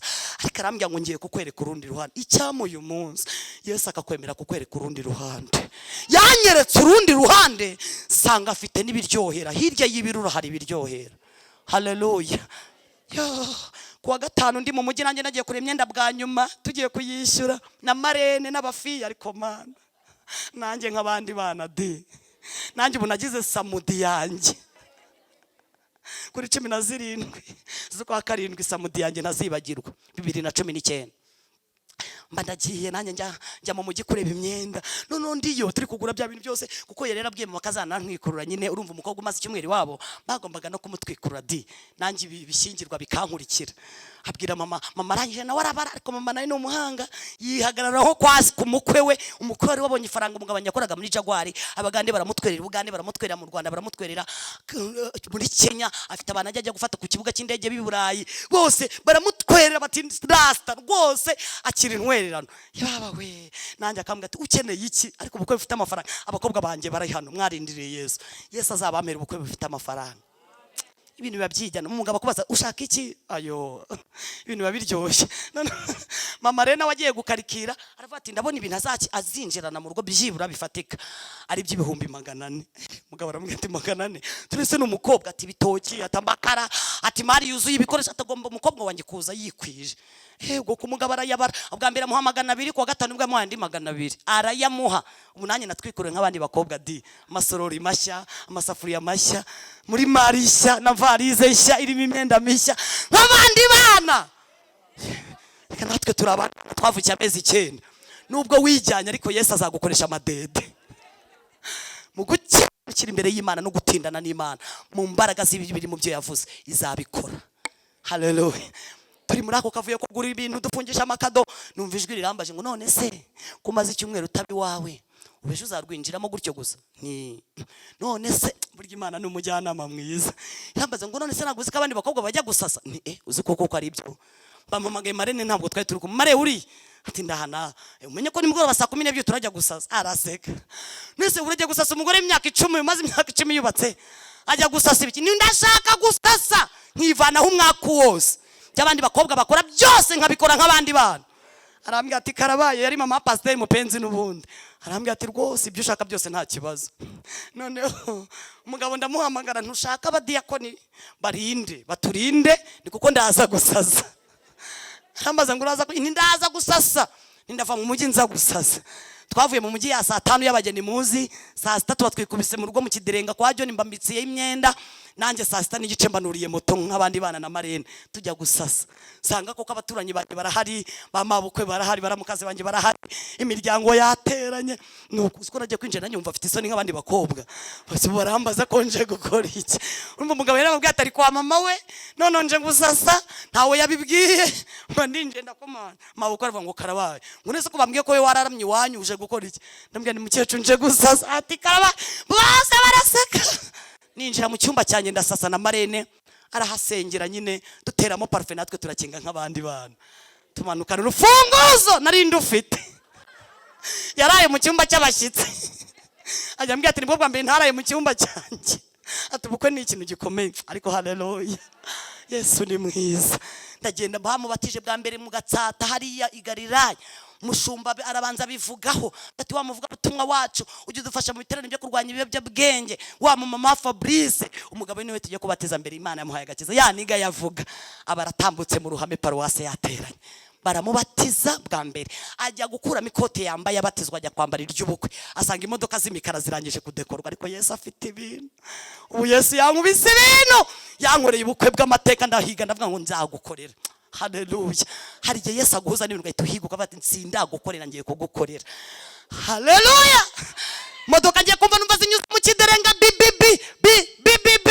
mu Kiderenga, hahandi nabaye munsi y'ikiraro, hahandi batukiye mama ngo yabyaye ibirayi, mbafunguye umugisha. Uzi ko nasezeranye mu kwa 7 murumuna wanjye mu kwa 12 kuri 5 nawe akabara hangobotse. Ubu nabandi abagabo baba bari kugenda bitegura kuza kubazana kwa mama. Umugisha warafungutse mu izina rya Yesu. Uwari umuvumo nahindutse umugisha mu izina. Irembo ry'imigisha Yesu yarinyujijemo. Ngiye kumva numva imodoka ziraje, mbona umukameramana araje namfotoye, abana banjye nibo batangaga welcome. Nta dote yabaye kuko dote zari zarabaye imbere. Nuko welcome abana bamuha welcome batabaza bambariye abafiye. Ndiko nambona barambwira ati ngwino yaje. Numva baririmbye hanze bari kuririmba indirimbo z'amoko yose, amakorasi mudiho hanze kwa mama. Ariko Yesu yaje abayaje. Nanjye mba ndasohotse na parfum ndibutera umugabo, sohotse mu cyumba cyanjye. Ariko Yesu araryoshye. Sanga umugabo ari muri sararandindire n'ururabo, Fabrice imbere ye ni baga, ya baga abana b'abahungu baba bafite imeze nk'irimo amadolari. Mungu wanjye ni bodyguard ya se. yafunze gutya se kumugeraho ni danje. Ubwo parambwira ngo mama inzira ahitagira atyo. Ariko mana we, ariko Imana igira neza. Ayiwe, babandi bankubitanye mu maso, bamwe yankubitiraga mu bitenge, nibo babaye abapfiye banje. Imbere udukobwa twambaye dukanzu tubiri n'agahungu kamwe kuko ndi twamubyaye tumaze gukizwa wa kane. Maze nanjye mutera parfait ankubitira urabo baduha amata nk'abandi bana. Maze sohotse rero dore ibintu byandijije abana banjye n'uyu munsi bajya bambaza ngo kuma warishwaga n'iki, wari wabaye umugeni, babonye ubuto bwa se na nyina, wari wabaye umugeni ukarira, akoma buryo warishwaga n'iki.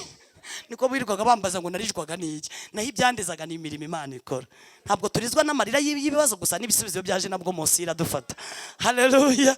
Nageze hanze sanga abagore bose twabanaga mu rubonobono bose bakenye imikenyo bakora imirongo kuva hepfo iwacu ku masikariye kugera ku muryango aho umugabo wanjye ari bumsohokane. Bakoze imirongo hagati baduhama inzira, bari kubyina chorus imeze gutya. Rero nawe wisohokeyemo warira nkanjye. Ni mu mureka tambo baramukubisa arihangana, ni mu mureka tambo baramutaye arashinyiriza. Baba we, ibitero byaho abanyamasengesho muri abana beza muzi guhimba. Begi chorus we, bashyiramo ibitero by'inkoni nakubiswe, bashyiramo imyaka yantaye, bashyiramo imigeri nakubiswe, ishi n'ibibambasi. Ni mu mureka tambo. Baba we, nuko uko ntambuka nkajya mukebuka nkamureba nkibuka mpuza n'ikibambasi. Uko ntambuka namureba nkibuka imyaka 8 yari amaze kwa marayi, ngasanga yambaye ikote ritukura. Icyo gihe yagizwe amakoti atukura n'amapantaro y'imikara. Nkakebuka ngasanga niryo yambaye, nanjye ngasanga nambaye ikanzu yera. Hagati y'indaya zose yakoreyemo ibyaha nazo ziraho. Benshi muri bo bahise bihana. Haleluya. Ndi mu bantu babakoreshereje iminsi mikuru nkabadodeshereza n'imyenda kuko ntacyo mpfa nabo. Satani yarashimutiye umugabo ariko ntacyo bo mpfa nabo, kandi ngomba kubakorera umugisha kuko nibo mugisha, niho umugisha wanjye uri. Kubakoreraho umugisha niho umugisha wanjye uri. Nabugingo n'ubu haracyari bake babanye ndi kubwiriza ubutumwa, kandi niringiye ko Yesu azabaha agakiza. Nzagarura umugabo wanjye hano, ubwo nzagaruka nzamubagarura nawe ababwira ibye. Haleluya. Tuzagaruka mu buhamya. Haleluya. Reka dusome, reka tuganire gato ku ijambo ry'Imana dusenga. Amen.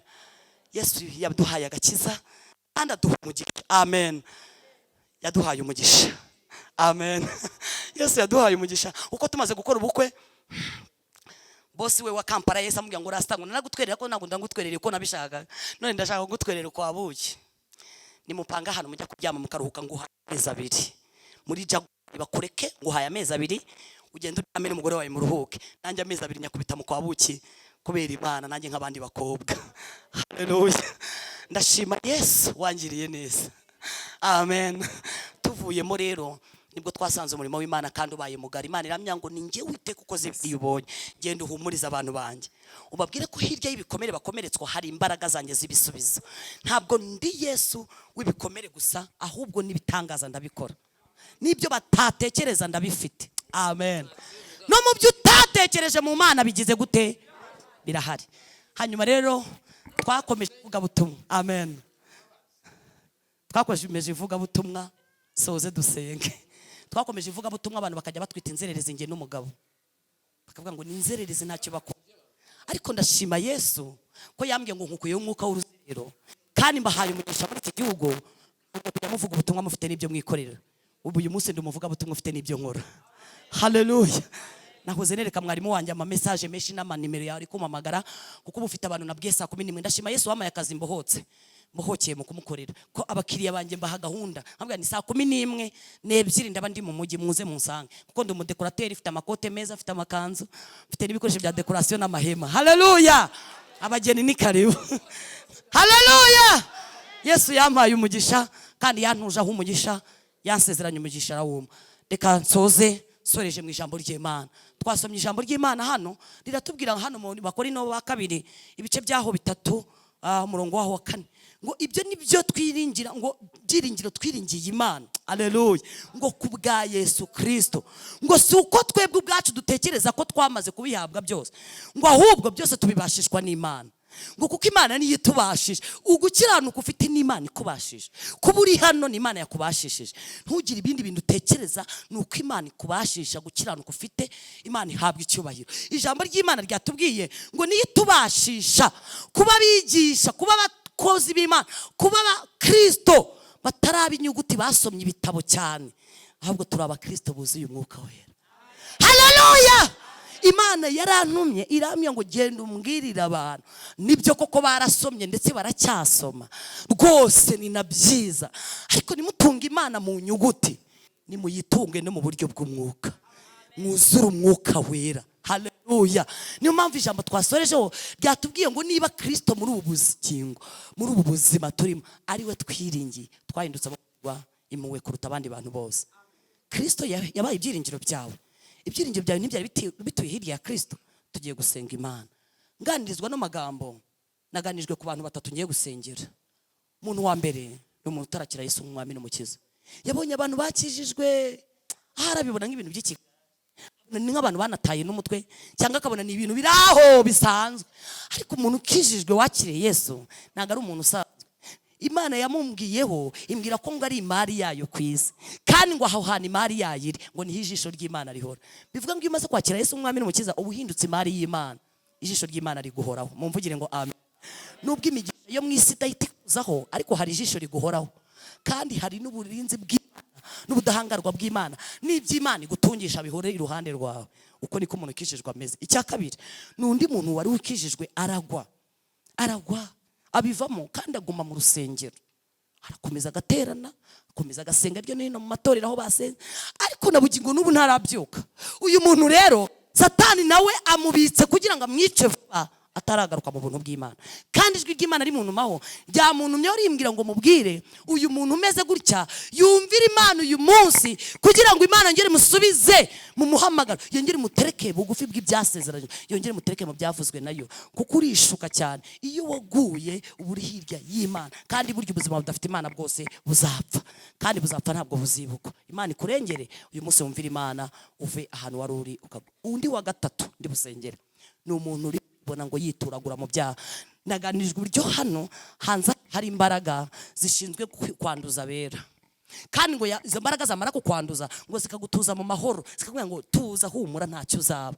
Ukibona ugwa mu byaha ukora ibyaha ariko ntubishaka, ariko ukibona ubikora. Abo bantu rero nabo nk'uko Imana y'abantu myarambwira ngo uyu munsi hari imbaraga Imana yateguye zo kuneshereza abo bantu bahora bituragura mu byaha badashaka, ariko ukibona wabikoze. Ibi byiciro bitatu byose bigiye gusenya. Tugiye kwinginga abo bantu muri icyo kintu azapfukama sengere. Nasoje.